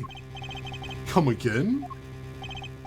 Recall, if you would, the victim's reclusive lifestyle. Drew Misham hid from the world. He avoided meetings. His only contact with the outside world was the mail. Mail? Now, if you wanted to kill someone you couldn't meet, but you knew read letters, stamp would be the perfect weapon. Ridiculous. Where's your proof? I want proof. Show us evidence that this poison stamp was sent to him as a murder weapon. Why not have evidence, per se? Things are finally starting to come together. What is it, Apollo? It's trembling. I think I know what happened. I don't believe it, but I can see it. I think I know how Mr. Misham was killed. Well, fill us in, Mr. Justice. A certain piece of evidence points to the truth, Your Honor. I can show you how someone with the intent to kill sent Mr. Misham the stamp of death.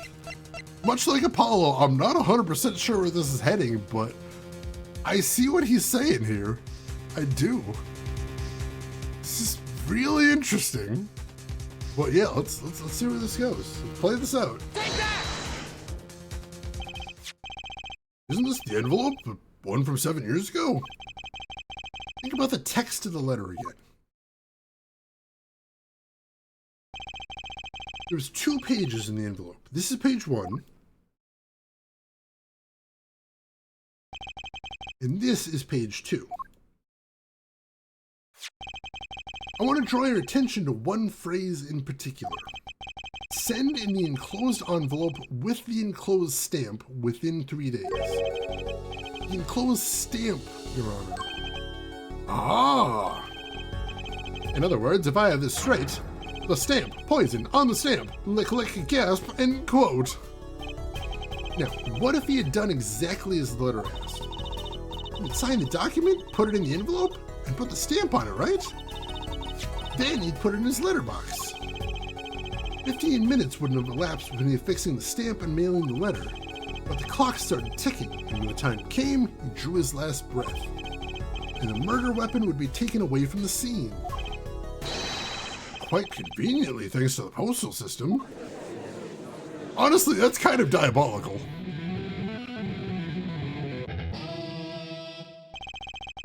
Such a splendid imagination you have, Hair Forehead. Let me confirm one thing with you, if I might. So this poison stamp was inside this envelope from 7 years ago, yeah? Is that what you'd have us believe? Really? Well, it is a little bit of a stretch, but there's a possibility. Yes, a very small possibility. How small, I wonder? Poison stamp in this envelope. A stamp that then became the murder weapon. How do you intend to prove this seeming coincidence? Well... it was 7 years ago. We don't even know who sent that letter. And your answer is silence. I see. Very well, I move to... Not so nice to pick on the Fräulein, Clavier. Who's that? Oh, shit!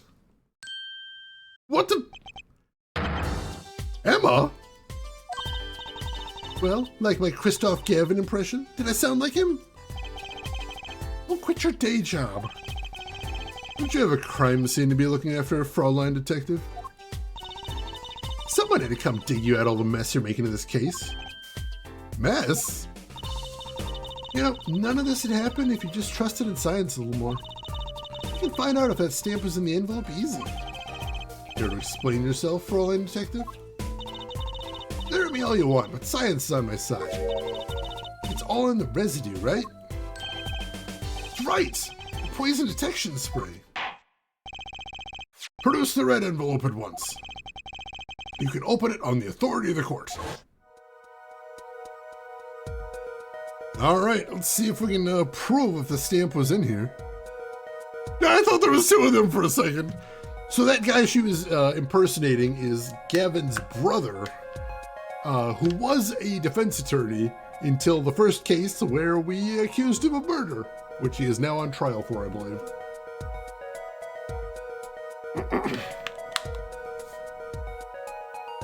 Oh god, yeah, Jamie with the snatcher mask. God damn it. Not funny, man. Those things are murderers.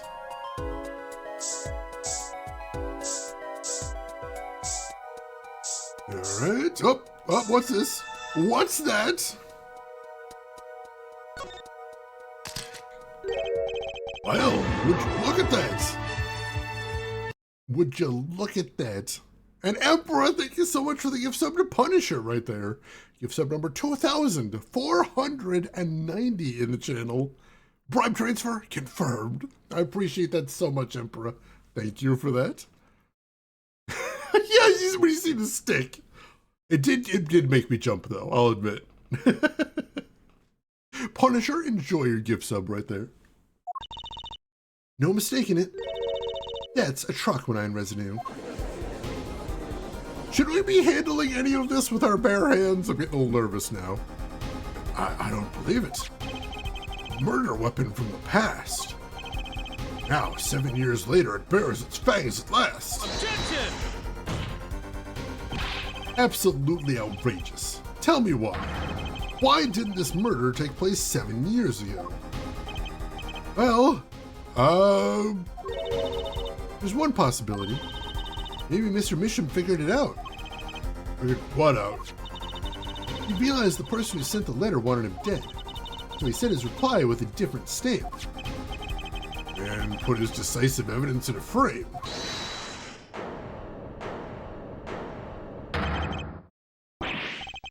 Ah, you're still here? Can I make a statement here on the record? I, Spark Razor Toothbrush, will claim this scope as mine. Drew Misham killed in cold blood. By sender of 7-year-old letter, end quote. No, maybe something more succinct. Star falls after 7-year delay, end quote. I like you're still here. That's my thoughts exactly. Can you stop being here? Get the hell out! Oh, God. I mean, yeah, I know Phoenix is always picking stuff up, but I mean, they just mentioned how deadly this poison is. Like, should we be handling deadly poison with our bare hands? I've got concerns. Just someone get this guy out of here. DJ Jazzy Jethro, yeah, grab him by the back and just haul him out. I see no room for further argument here. I admit this is all coming as quite a shock. Think that the murder weapon reached his mouth after 7 years. Stamp his ticket straight to afterlife, end quote. Ow, I think the witness is a bad influence on our judge. I see no need for further debate on this matter. Sender of that letter 7 years ago could hardly have been our defendant. Follow. I think we just won. Very well, this court finds the defendant. Objection! Oh no, I know. Is this the bright future of our legal system? Oh no, I know the problem here. Scooter? Gavin? Ticket to the afterlife from 7 years ago. Tickets for Gavin to shows are invalid after 2 weeks. But it didn't make sense any other way. Boggles my mind that so many people haven't noticed this. There's a fatal contradiction in Fair for its claim. Oh, that wasn't what I was thinking. Contradiction? Poison stamp was placed in this envelope 7 years ago, whereupon it was framed until now. If that's the case, then why would Drew Misham have done what he did? Alright, yeah, no, that's a problem too. God damn it. Emma explained that. He must have realized it was poisoned. Therein lies the rub. 7 years ago, the forger Drew Misham sensed a trap and put the stamp in a frame. I do not debate this, but that begs the question, why 7 years later did he use the stamp on the night of the murder? Ah. Surely you don't mean to suggest that Mr. Misham simply forgot? He put the murder weapon in a frame on his desk for 7 years, and forgot. You expect us to believe he sprang the trap on himself?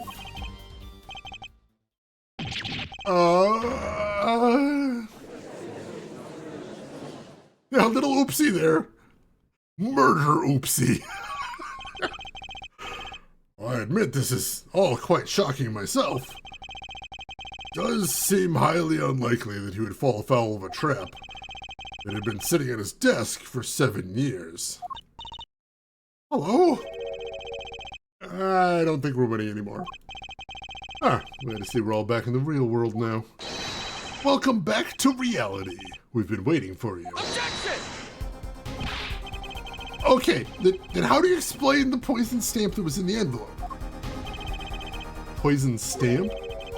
Where exactly is this poison stamp again? Have you brought it to court for us? I see no proof that such a thing ever existed. Objection! What about the atroquinine residue, huh? Oh, I agree, that does seem to be atroquinine residue. But here, forehead, it's certainly no stamp. Yeah, but Even if your precious poison stamp did exist, Drew Misham never would have used it. That is all. Ugh.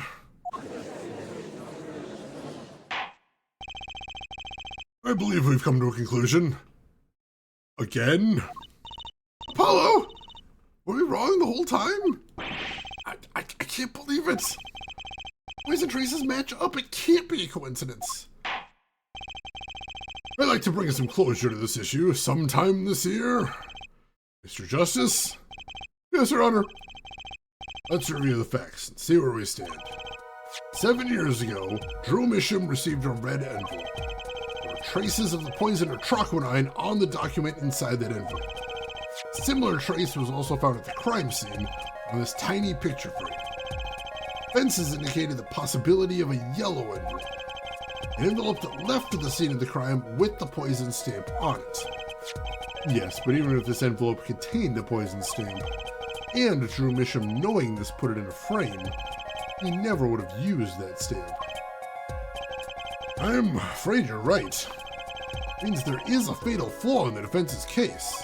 I've been on the wrong track this whole time, I'm sure of it. Forbidden candy. It just looks so delicious. I've seen that joke before, Emperor, about the poison blade. Alright. Traces of trochonine, the envelope, the frame, and Drew Misham's mysterious death. They're all connected somehow. Well, Mr. Justice, do you have a conclusion for us? I'm struggling here. I'm struggling mightily. The defense stands by its case, Your Honor. We've seen that the logical outcome of the evidence makes no sense, which means that one of our clues must be a fake. Ah, fake clue? Fascinating. And if we find this fake, your wild fantasies will all prove quite reasonable, yeah? The fake clue that's thrown us off the poison's trail is none other than...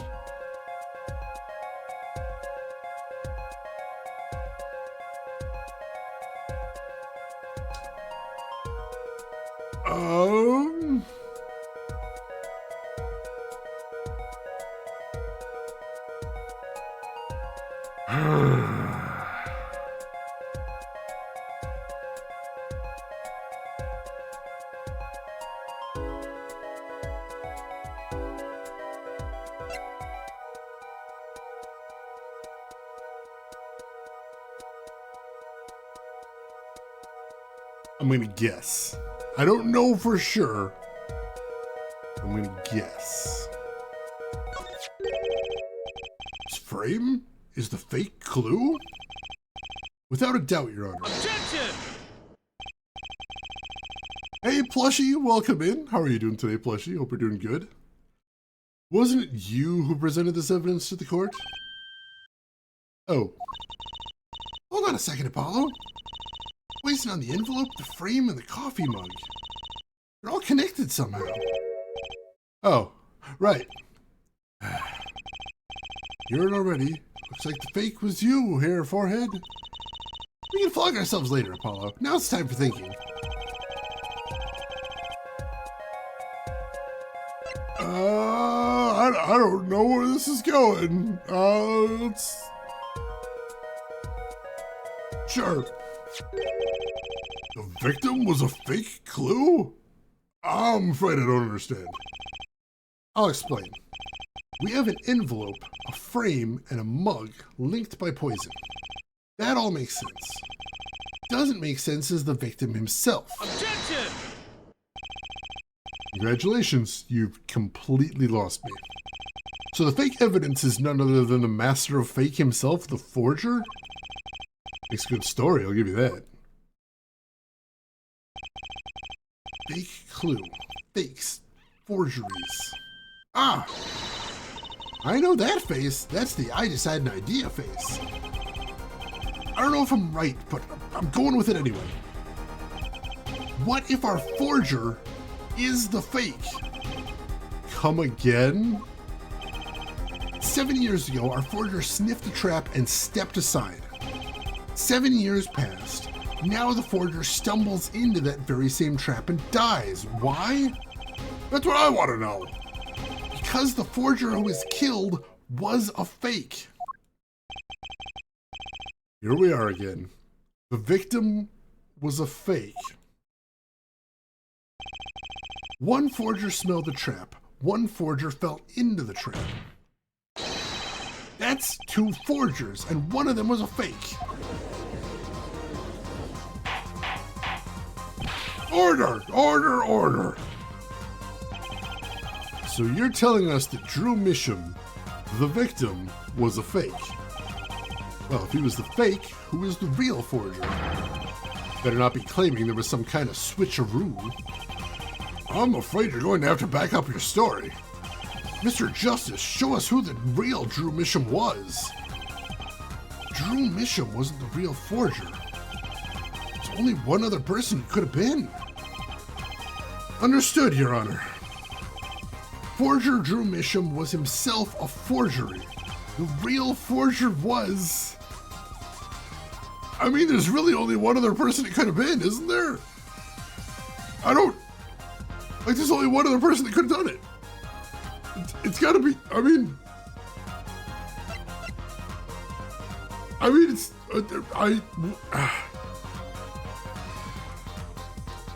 as usual with Ace Attorney, I don't know where this is going, but we're taking off in a run. Take that! There can only be one explanation, really. The real identity of the forger known as Drew Misham is none other than his only daughter, Vera Misham. Order! Order! Order! Mr. Justice, this is going out on a limb even for you. I kind of agree. I mean, Vera? A forger? Let's consider it before we write her off entirely. If you look at the paintings in the studio, one fact becomes quite clear. Forgery had been taking place in that studio for quite some time. The forger wasn't caught in that trap 7 years ago. This can only mean that the one who was caught in the trap wasn't the forger. Well, actually that does make a certain kind of sense. One more thing. Only 2 sets of fingerprints were found in the forger's studio. Drew Misham's and Vera Misham's. If we know that Drew Misham wasn't the forger, that leaves only one possibility by process of elimination. The forger was Vera Misham. Well,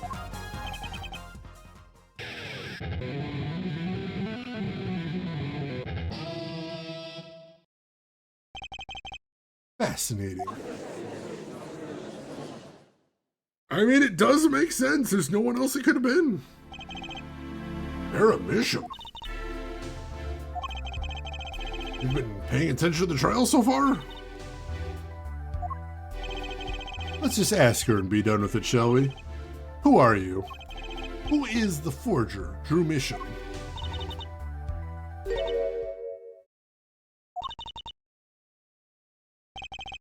That expression of emotion I saw on her face? Staring holes into Prosecutor Gavin's face. I'm used to being stared at by Frauleins, believe me. Though they usually talk to me too. Tell us, were you the one who forged those works of art?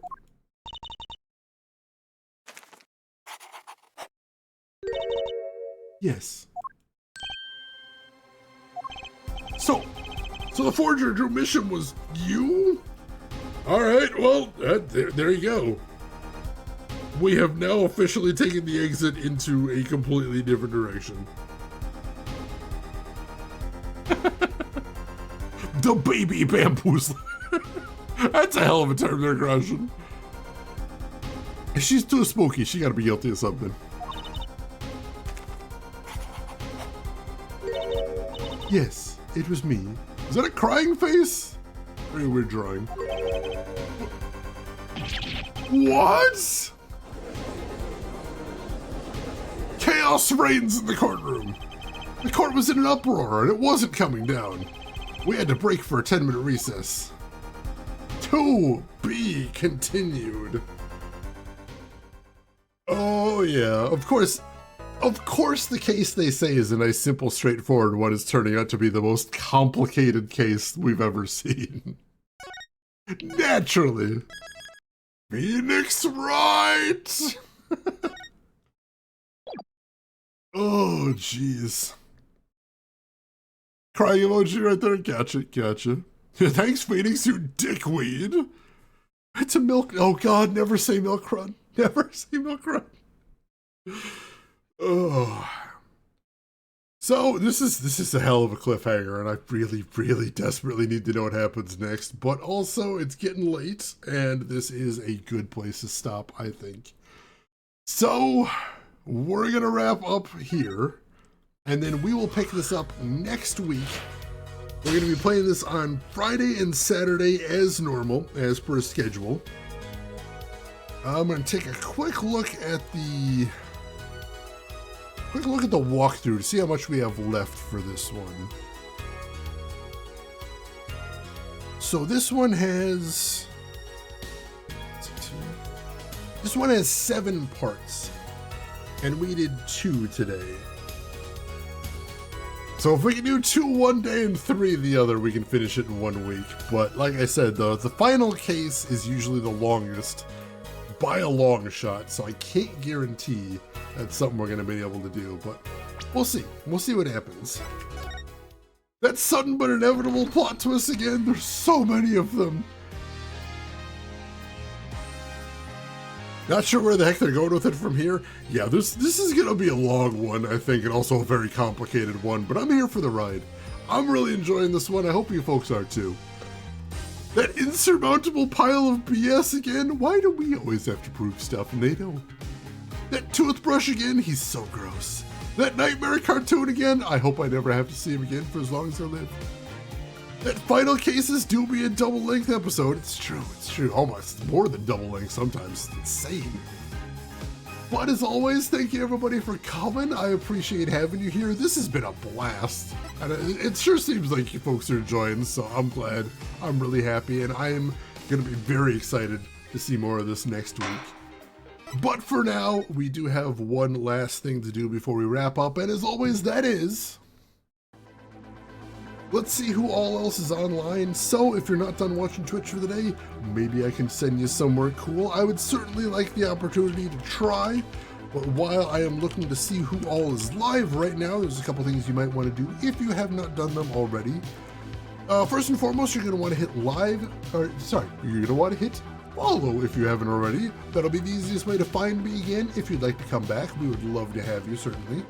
If you'd like, you can also enable notifications that'll let you know when I go live. I know it's sometimes useful.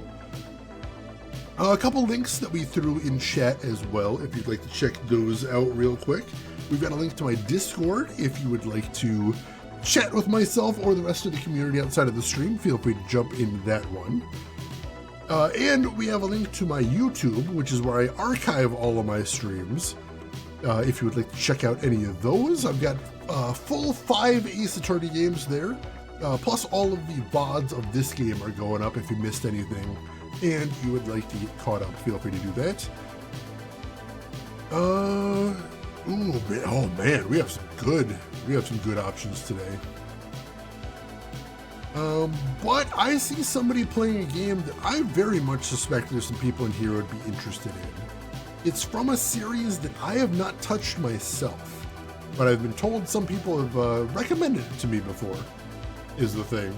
So, ladies and gentlemen, I would appreciate it if you join us as we go raid fellow retro streamer PMC Trilogy. Very cool retro streamer. He's going through a bunch of things he missed from the past, and also he does some speedruns occasionally. Today he is playing a brand new game, Front Mission 3 Remake. The remake of a mech game that I believe was made by FromSoft, if I'm thinking of the right one. Just came out very recently. I know nothing about the Front Mission series, so this is going to be new to me, but I'm very interested to check it out. Hopefully it's a good remake. So why don't you come with me over to PMC's stream, hang out for a bit, throw him a follow if you like what he's doing. But hey, if you've got other things to do, I will just say as I always do, have a good morning, afternoon, or evening, wherever you're at in the world. I will see you folks next week. or more of Apollo Justice Ace Attorney. Take care of yourselves till then, everybody.